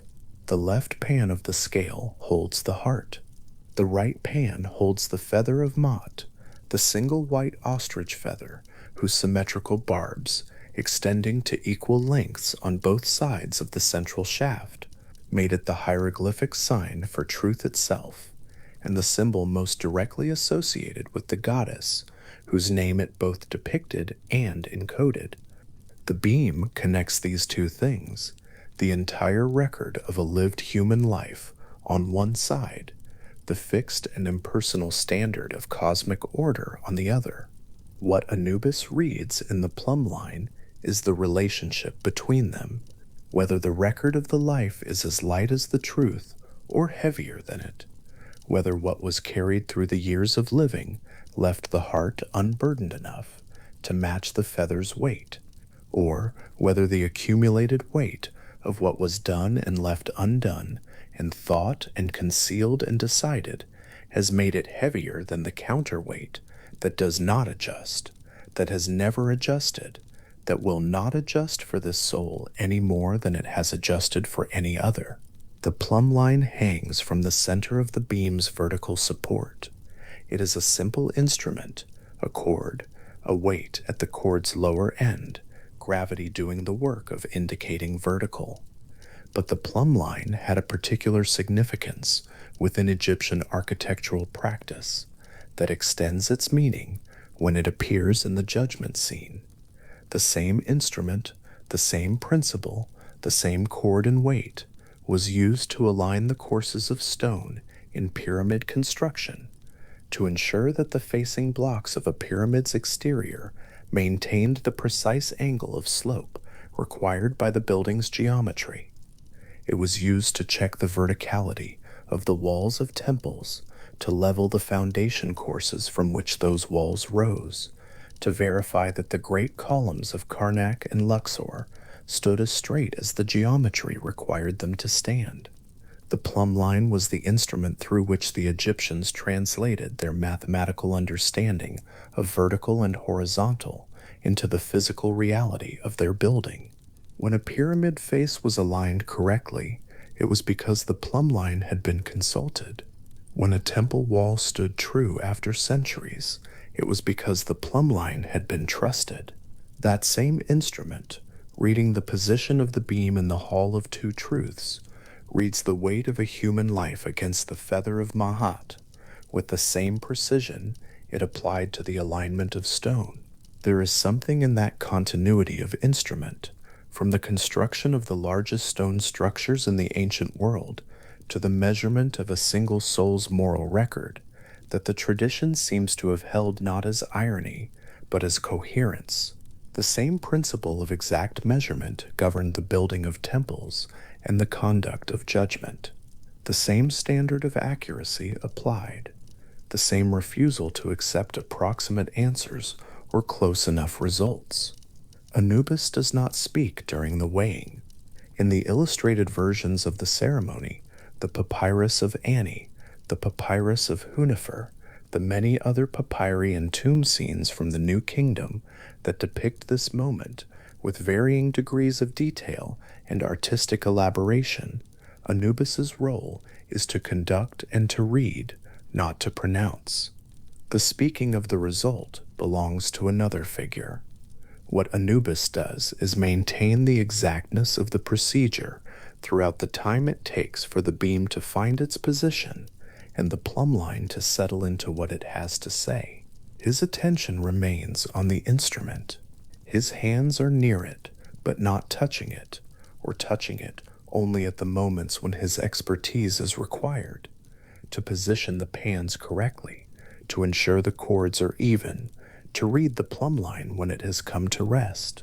The black canid head bent slightly forward over the scale carries the quality of attention that very precise work demands and that very skilled practitioners develop over long practice, the quality of attention in which the practitioner and the instrument they are reading seem to be operating as a single system, the practitioner's perception calibrated to the specific range of information the instrument is capable of providing.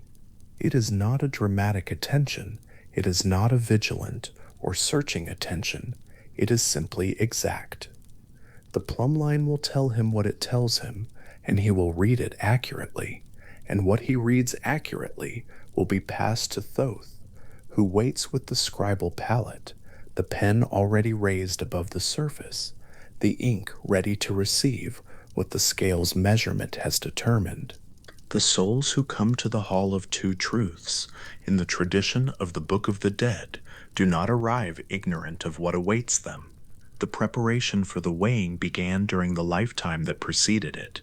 The heart scarabs placed on the chests of the mummified dead, inscribed with the text of spell 30b from the Book of the Dead, carried within their carved and inscribed surfaces the plea that the heart not speak against its owner at the moment of judgment, the acknowledgement, implicit in the very existence of the spell, that the heart knew what it contained, and that what it contained would be weighed.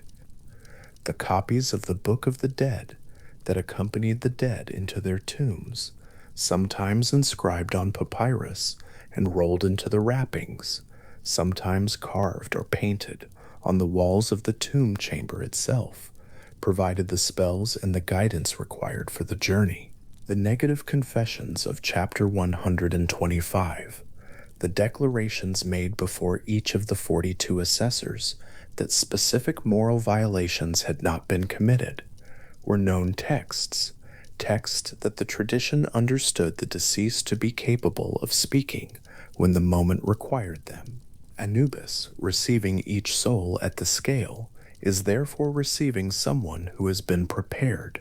The preparation does not change what the scale will find. The heart carries what it carries, and the feather holds what it always holds, and the beam will register whatever relationship exists between them. But the preparation is part of the ceremony's logic. The tradition did not understand the judgment as a surprise inspection.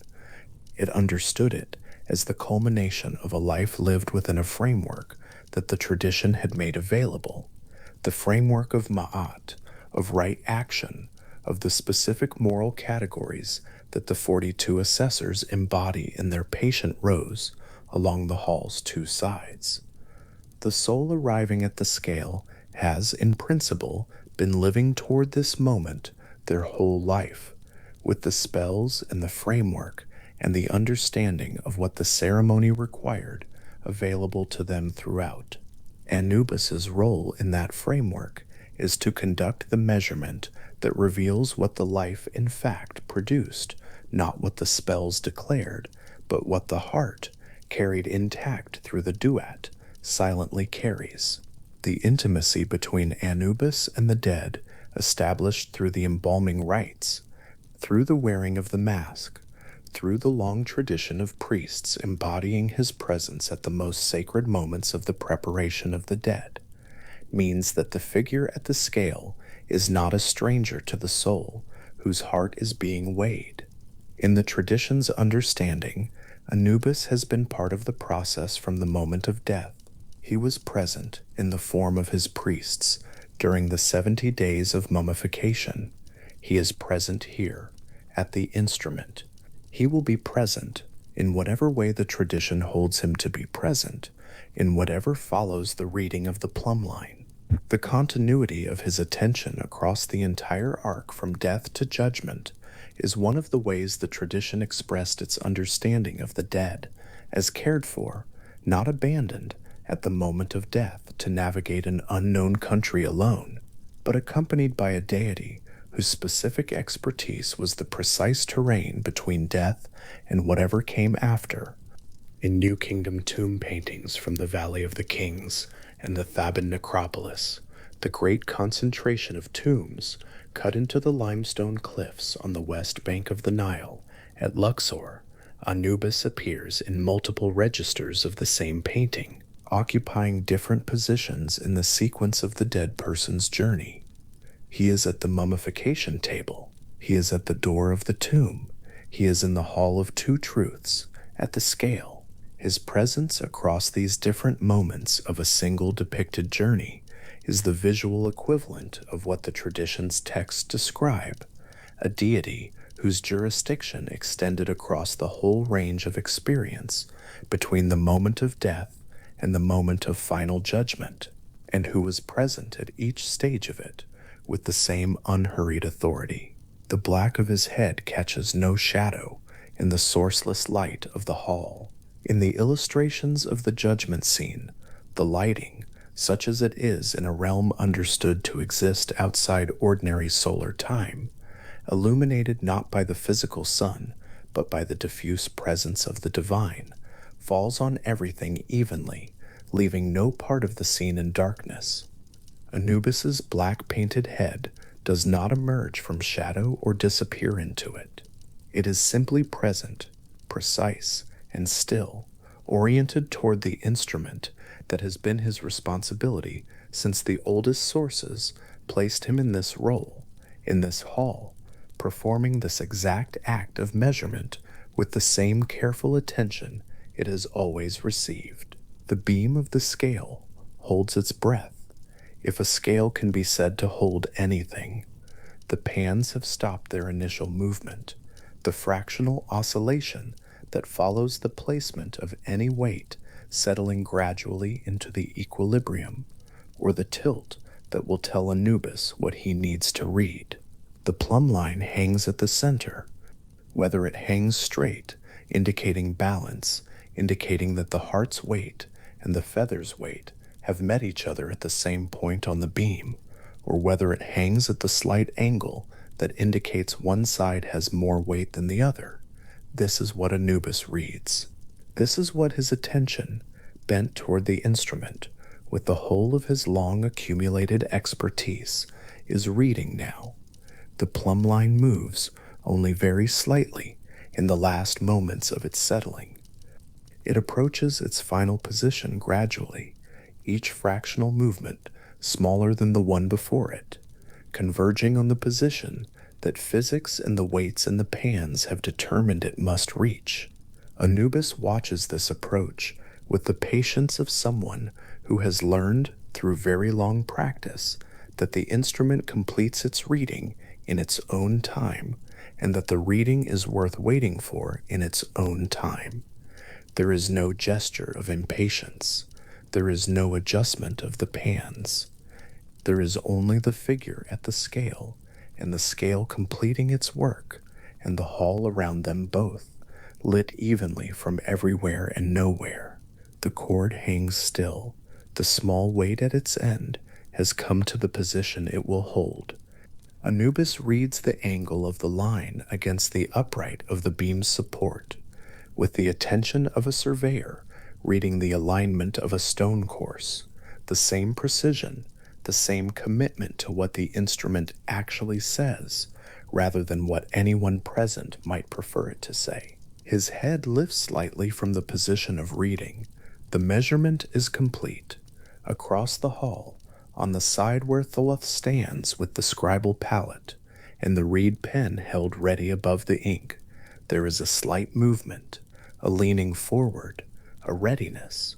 Thoth has been watching the plumb line settle with the same attention Anubis has given it, but from a distance and for a different purpose. What Anubis reads from the instrument, Thoth will receive and record, and in the recording make permanent. The reed pen above the palette is poised in the same posture it has held since the beginning of the measurement, patient in the way that a pen held by a skilled scribe is always patient, ready for the moment when what the instrument has determined becomes available to be fixed in writing. The hall around all of this is very still. The 42 assessors in their 2 rows have maintained their positions throughout the weighing with the same patient, unhurried attention they have held since the ceremony began. Each one presides over a single moral jurisdiction, the specific category of ethical life that their name and their scepter and their place in the hall associate them with, and each one waits for the result that will tell them whether the claims made in their presence, the specific negative confessions addressed to each of them in turn before the weighing began, are matched by what the heart, carried intact from the life it lived, has to say about itself when placed on the scale against the feather that does not adjust. The plumb line, having come to rest, hangs in the sourceless light of the hall with the quiet authority of a measurement completed. It does not announce itself. It does not require anything of the figures around it beyond that they look at it accurately and receive what it shows them. Anubis has looked at it accurately.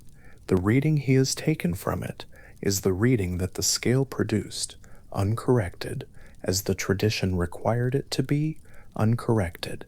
The instrument's own report on the relationship between the weight of the heart and the weight of the feather, precise to the degree that the scale's construction permitted precision, and confirmed by the steady position of the plumb line that the embalming priests who built these instruments into their sacred ceremonies understood to be the most reliable indication of true vertical that their technology and their expertise could produce. There is something in the plumb line's stillness that gathers the whole ceremony into itself. The scale, the heart, the feather, the long preparations, the long journey through the duat, the 42 assessors with their jurisdictions, the soul, who has arrived after the passage through a realm understood to exist outside the ordinary movement of solar time.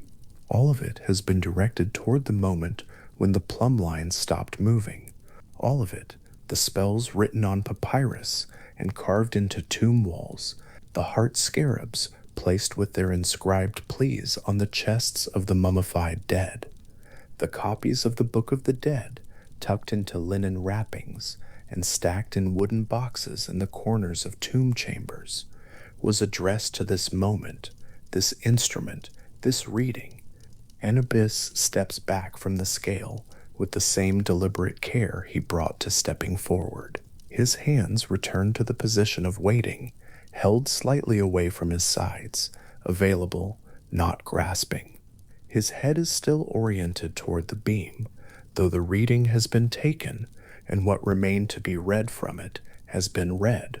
The posture is the posture of someone who has completed a procedure correctly and remains present in case the completion needs to be confirmed. He is the practitioner who does not leave the instrument until the record of the measurement has been received by the one who will fix it in writing. The plumb line hangs perfectly still in the shadowless air of the hall, a cord with a small weight at its end, suspended from the center of the beam that connects the heart in its left pan to the feather in its right. It has no opinion about what it has found. It reports the position that physics determined it must occupy, and in reporting that position with complete impartiality, the same impartiality it brought to the alignment of pyramid faces and the leveling of temple foundation courses, it carries out the function that the tradition assigned it. It reads the weight of a life against the weight of truth, and it does so with a precision that has nothing in it of cruelty and nothing in it of mercy, only the calm, steady accuracy of an instrument that tells the truth about what is placed before it. The same cord and weight that aligned the stones of the great monuments, that verified the angle of pyramid faces rising in the desert air above Giza and Saqqara and Dashur, that leveled the column bases of the hypostyle hall at Karnak so that the papyrus bundle columns could rise straight toward the stone ceiling above, now hangs in the Hall of Two Truths, reading the one measurement that the tradition held to be more consequential than any other, and it hangs now still. The measurement has been taken, the reading is complete. Anubis has seen what the scale has to say, and across the hall, Thoth has tilted his ibis head fractionally toward the palette, and the reed pen in his hand has moved to the ink, and the process of making permanent what the scale has found has already begun. Thoth stands at the edge of the scale with his reed pen already raised above the palette, the ink of his last inscription still fresh on the surface, his ibis head turned toward the balance where the plumb line is just now coming to rest. The pen does not move yet. He waits. In the tradition as the Egyptians held it, Thoth, known in Egyptian as Jehudi, was not a figure who acted in haste, and the patience of the ibis was understood to be one of his essential qualities. The long-legged bird standing motionless at the water's edge for as long as the water required, watching, until the moment arrived that was worth the waiting. The ibis itself offered a kind of instruction in this. Along the flooded margins of the Nile, where the inundation spread the black silt across the land, and the water moved in shallow, slow channels through the reeds, the ibis stood and watched. It did not drive the fish toward it. It did not disturb the surface. It held its position in the particular patience of a creature that understood the relationship between stillness and result, and then it moved at exactly the moment the movement was needed. What Thoth carried, in the tradition's understanding, was that same quality applied to the largest possible scale, the patience of someone who had been present at the beginning of things, who had invented the means of recording them, and who would still be watching and writing long after the individual judgment, now underway, had been absorbed into the permanent record of all the souls who had passed through this hall before and would pass through it after. The palette in his hands was the same palette carried by every Egyptian scribe, from the lowest copyist working in a provincial administrative office to the senior scribes who managed the temple libraries at Karnak and Memphis. It was a simple instrument, a long rectangular surface of pale wood or ivory with two circular wells carved near one end, one holding a cake of black ink and one a cake of red, and a hollow channel along one side for the reed pens. The black ink was made from carbon, soot, or ground charcoal suspended in water with a small amount of gum as binder. The red was made from red ochre, the same iron-rich earth used in tomb paintings and cosmetic preparations, ground fine and treated in the same way. These were not exotic materials. They were the ordinary tools of the scribal profession, repeated 10,000 times across the span of Egyptian civilization, in every administrative building, every school, every house of life attached to every major temple, from the Delta to the First Cataract. What made Thoth's palette different was only what was written on it, which was, in the understanding of the tradition, everything that had ever been written on any palette, since the words of scribes in the Egyptian understanding were ultimately expressions of Thoth's divine intellect moving through human hands. The Medu Neter, the words of God, was what the Egyptians called hieroglyphs. The phrase itself encodes a theology. These were not a human invention that described the world, but divine speech made visible, the original creative language of a God who had also been understood, in the cosmological tradition centered at Hermopolis Magna, as the deity who spoke the first word at the beginning of existence. In that tradition, before the sun had risen over the primordial mound, before Ra had emerged from the lotus or Atum had appeared from the formless waters, Thoth had spoken. The word he spoke had initiated the division of the undifferentiated void into the categories of existence, light and dark, above and below, time and the stillness before time. Every act of writing that followed was in some sense an echo of that first inscription. Every mark that a scribe made on papyrus or stone was a participation, however distant, in the same ordering force. And so when Thoth raised his pen in the Hall of Two Truths, he was not simply noting down the result of an administrative procedure.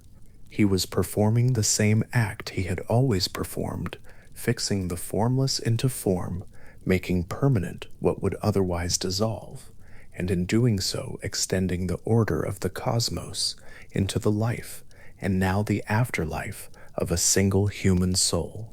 The baboon sitting atop the beam of the scale in the papyrus of Ani is also Thoth.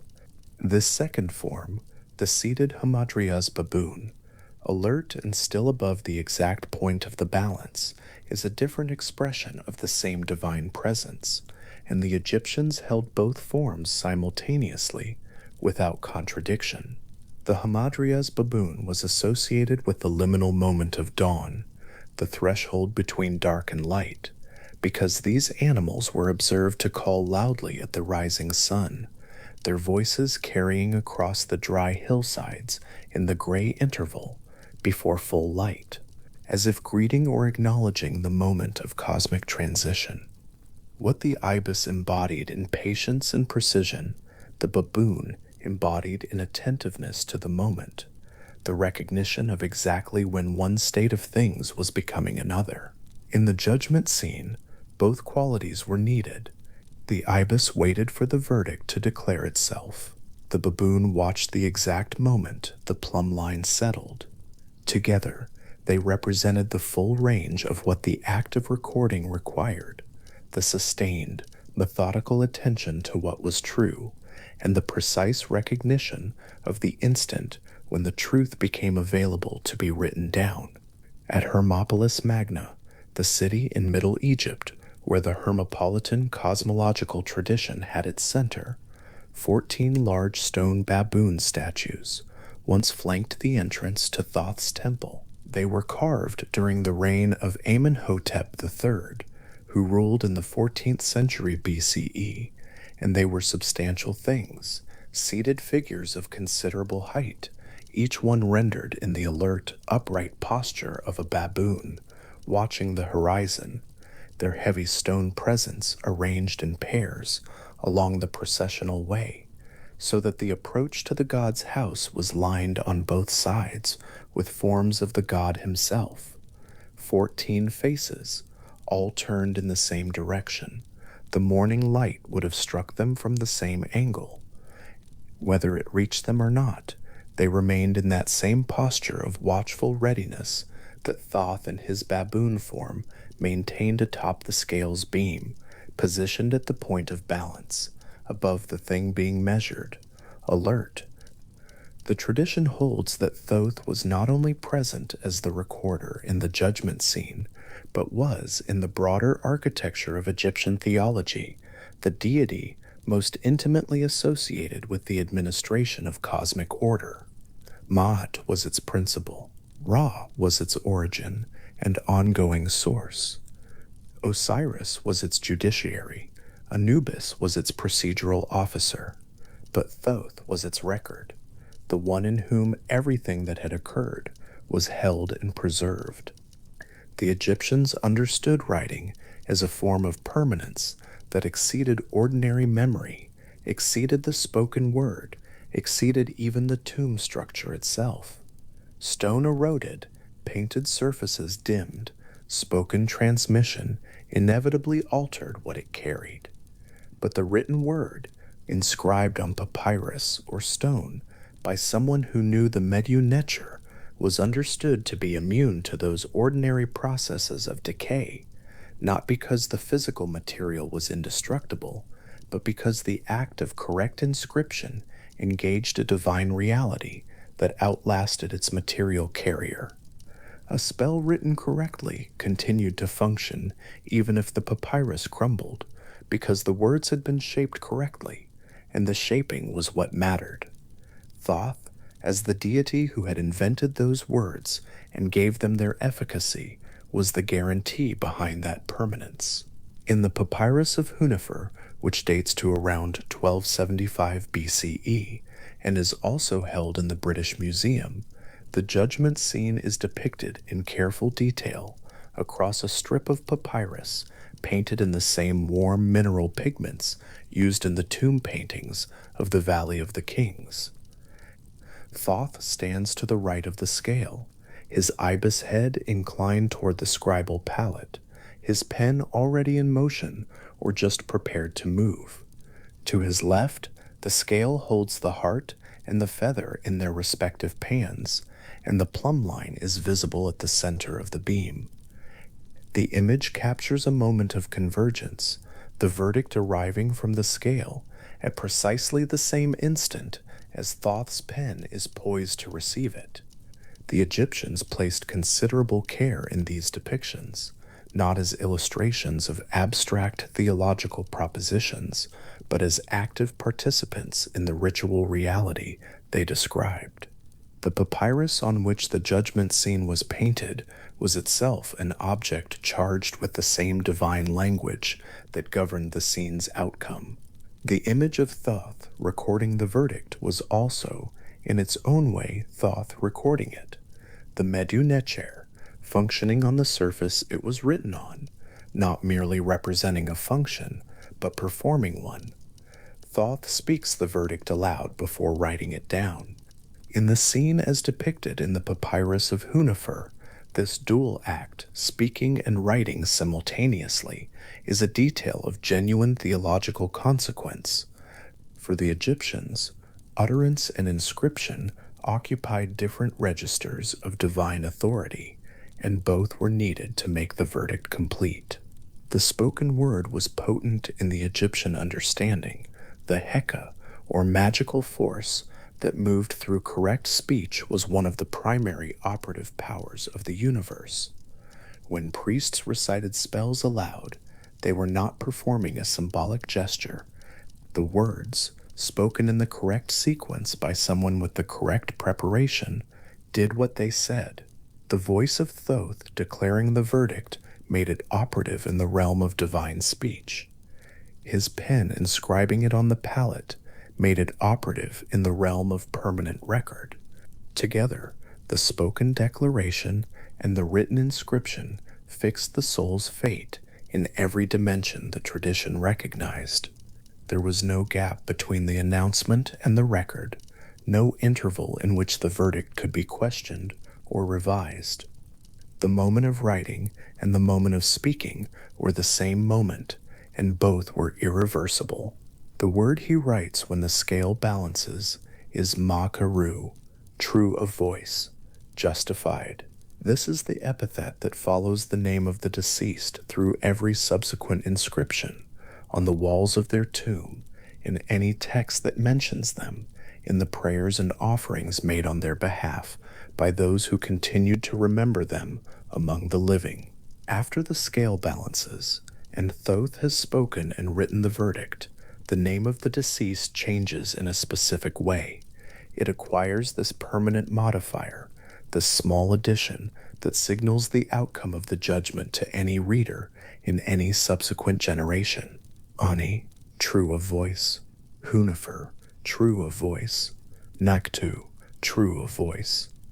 The epithet appears so consistently in Egyptian funerary texts that modern Egyptologists have come to read it as a conventional formula, a polite usage attached to the names of the dead, the way certain honorifics attach to professional titles. But its origin is precise and specific. It means this person stood in the Hall of Two Truths, the scale balanced. Thoth wrote it down, and from that moment, the verdict traveled with the name the way a mark made in stone travels with the stone, present, quiet, not requiring any further attention to remain exactly what it was. The scribal palette Thoth carries is an instrument whose proportions were standardized across Egyptian civilization for over 3,000 years. Archaeologists have recovered examples from tombs in contexts ranging from the early Old Kingdom through the late Ptolemaic period, wooden palettes, ivory palettes, stone palettes, each with the same basic configuration of inkwells and pen channel, each expressing the same functional understanding of what a scribe needed to do the work. Some of the recovered examples are elaborately carved, bearing the name of the owner and images of patron deities. Some are plain working tools, worn smooth with use along the edges, the inkwells stained from hundreds of previous mixings. In the hands of ordinary scribes, these palettes were used to copy administrative records, temple accounts, medical treatises, love poetry, literary compositions, mathematical tables, dream interpretation manuals, and every other category of written material that the Egyptians produced. In the hands of Thoth, they carried something different in degree, but not in kind. The same accumulation of recorded truth, widened until it encompassed everything that had ever been thought, done, intended, or spoken by any person who had passed through the hall. There is a particular quality to the ibis image that the Egyptians returned to again and again across the span of their artistic and theological production. The bird appears in tomb paintings, temple carvings, small bronze votive figures, amulets, the hieroglyphic sign that writes Thoth's name, the elaborate ritual masks worn in certain processional ceremonies. Each instance carries the same essential form, the long curved bill, the slightly forward inclined posture of the head, the particular alert stillness of a creature in the act of attending. The ibis does not show its attention through motion. It shows it through the quality of its stillness, a stillness that is not absence but concentration, not vacancy but readiness. This is what Thoth's attention felt like in the tradition's rendering of him. He was not distant or cold. He was fully present in the specific way of someone who had made the complete discipline of attention their only practice for longer than any other practice had existed. The 42 names in the book of chapter 125, each name attached to a divine assessor seated in the hall, each one presiding over a single moral category, had already been spoken by the time Thoth raises his pen. The negative confessions had been recited in the hall's patient light, each addressed in sequence to its specific named recipient, the deceased affirming in turn that they had not committed theft, had not spoken false words, had not stolen grain, had not caused pain to another person, had not polluted sacred water, had not trapped animals in their snares on holy days, had not turned their face from the hungry. 42 declarations, 42 moral jurisdictions, each as precisely bounded as the administrative province of a well-ordered land. The confessions covered a range of human conduct that the Egyptians understood as the full extent of what could be brought before a divine court. Harm to other people, harm to property, harm to the sacred, and harm arising from speaking falsehood in any form. All of it had been addressed. The assessors had listened. Mot's feather had been placed in the right pan of the scale. Anubis had settled the heart into the left pan, his attention directed at the plumb line with the absorbed focus of someone reading an instrument whose reading was the only thing that mattered. Now the plumb line is settling in the shadowless, evenly lit air of the Hall of Two Truths. The cord hangs from the center of the beam, its small weight at the lower end, and the beam is finding its position. The scale does not move dramatically. In the illustrations on the papyri, there is no theatrical swinging of pans, no visible oscillation.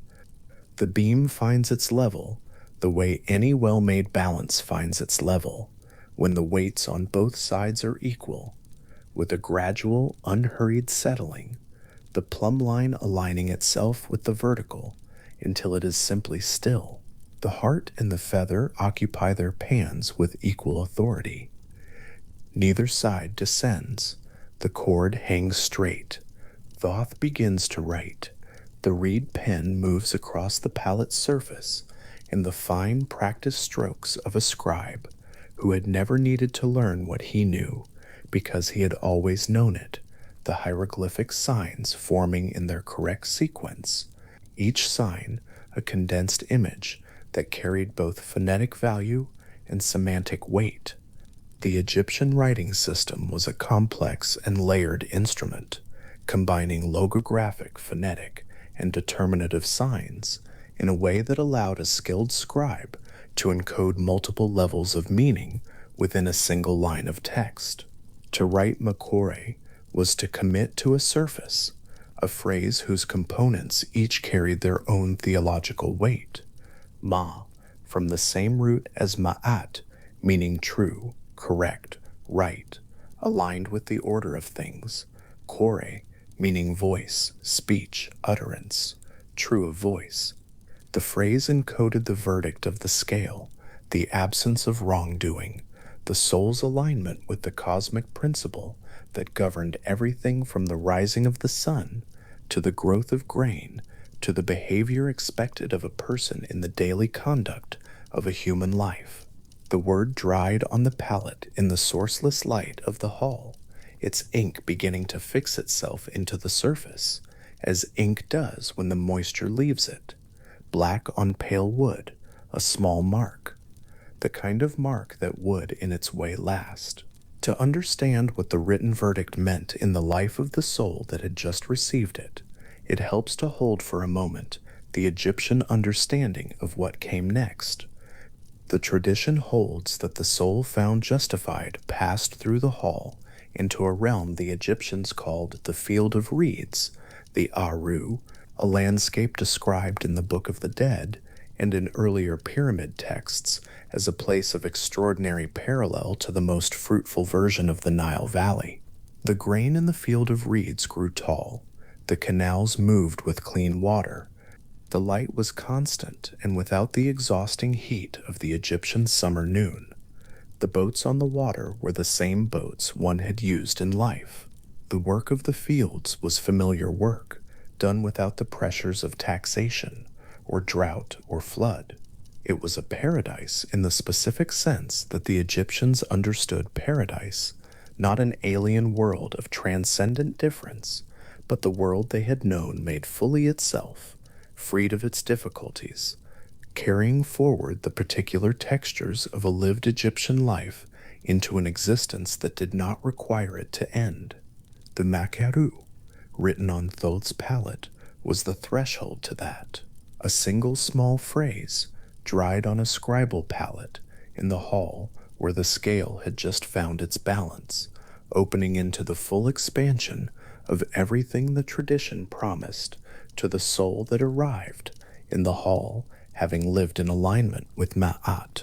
The scribes who copied the Book of the Dead across the centuries of the New Kingdom knew chapter 125, the chapter of the judgment, the negative confessions, the presentation before the scale, as one of the central texts of their professional responsibility. Copying the text correctly was itself an act with ritual consequence. A spell transcribed with an error was understood to lose its efficacy. The exact sequence of signs mattered. The correct use of determinatives mattered. The proper orientation of figures mattered. The Egyptians made mistakes in these copies, as human copyists working under time pressure and from difficult exemplars inevitably do, and those mistakes survive on the papyri in the collections of the British Museum and the Egyptian Museum in Cairo, and in the Louvre, and in the collections institutions across the world that hold the physical remains of the ancient Egyptian documentary record. An occasional mistake in a sign, a name left blank where the scribe had not yet received the name of the commission's owner and never got around to filling it in, a line slightly crowded at the end where the column space ran short. These small human errors distributed through the sacred texts are among the most interesting things about the papyri, evidence that the texts that encoded a theology of cosmic order were produced by people working in the ordinary conditions of human effort, fallibility included. Thoth, in the tradition, does not make those errors. His pen writes the correct signs in the correct sequence because the language he writes is his own, the medu neter flowing from its origin through the instrument he holds toward the surface that will carry it forward. What he writes is a record that cannot be subsequently altered, unlike the verdict of a human court, which could be appealed, revised, or overturned by a subsequent authority. The inscription in the divine record was understood to be as permanent as the fact it recorded. The heart either balanced or it did not. The scale was read by Anubis with the same precision used to align the faces of the pyramids and the floor levels of temple sanctuaries. The verdict was spoken and written simultaneously by the deity who had invented the means of recording truth.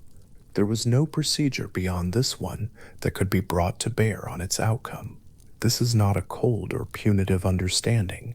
The tradition holds it as a quality of the cosmos itself, the same property that made the sun rise reliably, that made the inundation return each year and leave its black silt on the fields, that made the stars in their courses keep the positions the priests had mapped and would continue to keep them. Ma'at was not a judge who decided things arbitrarily and whose verdicts could be influenced by wealth or connection or eloquent argument. Ma'at was the condition under which the universe operated. The feather did not have opinions. It had weight, which was the weight of truth, fixed and not subject to revision. And what Thoth recorded was the relationship between that fixed weight and the weight of a single human life, as measured on a scale in a hall outside ordinary time. In the presence of 42 divine assessors, whose patience was the patience of provinces that had existed for centuries and would exist for centuries more. The reed pen makes its marks without sound. In the hall's sourceless quiet, the scratching of a pen on a palette surface would be the loudest thing, and the Egyptian sources do not describe that sound, do not narrate the scene with any attention to what could be heard. The vignettes in the papyri are visual records of a visual theology. The figures are arranged in registers, each one holding their correct attributes, each one positioned at their correct place in the hall. The entire scene organized with the same careful spatial logic used in temple wall reliefs, where gods and kings and supplicants are arranged in hierarchies that the Egyptian viewer read immediately, instinctively, with the visual literacy that centuries of temple going had instilled. The quiet is part of the scene. The evenly lit hall, the balanced scale, the plumb line still, the pen moving, all of it conducted in the deep silence of a space outside the ordinary world, where no wind moves, no water sounds, no bird calls, nothing except the absolute attention of the gathered divine assembly, and the small scratching movement of a reed pen across a surface of pale wood. Thoth tilts his ibis head slightly back from the palette. The inscription is complete. Makeru, true of voice. The ink is drying. The name of the deceased, which appears in the papyrus of Ani in the formal full titulary of a royal scribe, acquires this addition from the moment of the verdict forward. Ani, true of voice. The phrase appears after his name at the end of the judgment vignette, and then again in subsequent sections of the same papyrus, in the scenes that follow the judgment into the field of reeds and beyond. It becomes, after the scale, an inseparable part of who Ani is, a permanent feature of his identity in the textual record, exactly as a king's throne name or a priest's priestly title was a permanent feature of their identity. The Egyptians understood personal identity as composed partly of the physical body, partly of the Ka and Ba and other spiritual components, and partly of the name, the Ren, which was so essential to existence that to have one's name destroyed was to risk annihilation in a more complete sense than ordinary death. The addition of Makaru to the name was the opposite of that annihilation. It was an accretion, a permanent positive mark added to the Ren, traveling with it through the rest of the funerary texts and into any subsequent inscription that named the deceased in prayers, offerings, or commemorative statements. The name that carries Makaru also carries with it the entire record of the procedure by which the designation was earned.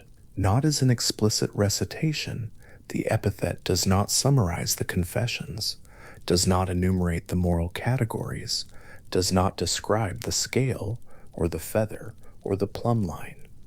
It carries all of that the way a small cut stone carries the long geological process that formed the material and the human labor that extracted and shaped it. The stone does not display its history, it simply is what those processes made it. Makahuru is what the balance made of the name that passed through the hall.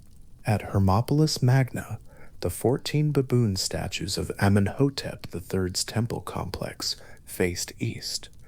Whatever the light was doing at any particular hour of the day, they faced the direction from which the sun arrived, the direction of dawn, of transition, of the moment when the state of things changes, and the change needs to be recognized and attested.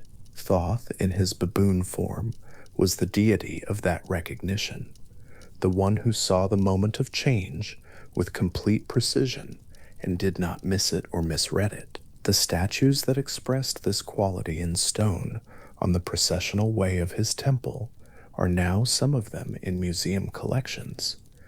Others remain at the site. The ones that remain stand on the soil of Middle Egypt. In the light of the same sun, their faces were turned toward when they were carved, in the regime of seasons that has not fundamentally changed since Amenhotep III commissioned them. The stone is older than anything the baboon statues were made to honor, older than the tradition, older than the writing that described the tradition, older than the civilization that produced both. The stone simply is what it is, carrying the carved forms on its surface, facing east. The scribal palette in Thoth's hands will, in whatever sense the tradition holds material objects to exist in the divine realm, also persist. The record it carries is not confined to a single piece of papyrus or a particular wall inscription. The tradition holds that what Thoth writes in the Hall of Two Truths enters the permanent record of everything, the divine archive that his invented writing system was always in the process of completing. Every soul that passed through the hall, every heart that balanced, every instance of Makaru added to a name was a line in a document whose length the tradition does not specify and whose final form the tradition does not describe, because the document was still being written. The baboon watches from its perch above the now still scale. The plumb line hangs straight. The feather and the heart occupy their respective pans in the equilibrium that the scale found and kept. Anubis has stepped back from the beam. Osiris, at the far end of the hall beneath the lotus canopy, receives the verdict that Thoth now conveys, speaking it aloud in the still air of the hall, the words moving through the space between the scale and the throne with the particular authority of things said correctly and meant completely. The assessors in their 2 rows hold their positions with the unchanged patience of bodies carved into papyrus, of categories of moral conduct that the tradition found complete enough to number exactly 42 and thought no further enumeration was needed. The hall persists. The tradition that produced it persisted for 3,000 years in the hands of a civilization whose scribes copied and recopied the relevant chapters, whose craftsmen rendered the vignettes in pigment on papyrus in workshops attached to temples and royal estates, whose priests knew the relevant chapters of the Book of the Dead well enough to recite them in ritual contexts, and well enough to know when a copy had been made incorrectly.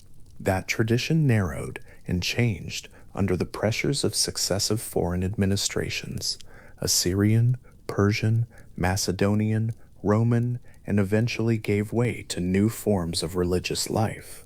But the papyri were in the ground. The tomb paintings were on the walls in their sealed chambers. The stone inscriptions bearing the names of the justified dead, the Makaru of 100,000 individuals across the centuries, were in the stone of 100 temples and tombs from Alexandria to Aswan. They were found eventually. The study of hieroglyphs was reopened by the decipherment that Jean-François Champollion completed in 1822, working from the Rosetta Stone and from his own extensive knowledge of Coptic, and the written record of the tradition became legible again to the scholars who worked after him. The papyri were translated, the vignettes were described and analyzed. The chapters of the Book of the Dead were assigned numbers and edited into scholarly publications. Thoth's record, sealed for more than a millennium, was read again, and what it described was still the same hall, the same scale, balanced, the same plumb line, still, the same ibis-headed scribe, the same baboon above the beam, the same pen and palette, the same small phrase dried in black ink on pale wood. Makaru, true of voice, the mark that traveling with a name makes permanent what the scale had found and the pen had fixed, the way the ibis stands at the water's edge long after the light has changed, holding its position in the particular patience of something that does not need to announce itself, that simply persists in the form it has always taken, attending to the water's surface with the whole of what it is. The hall is still there, in whatever sense the tradition holds it to be. The scale is balanced, the feather rests in its pan,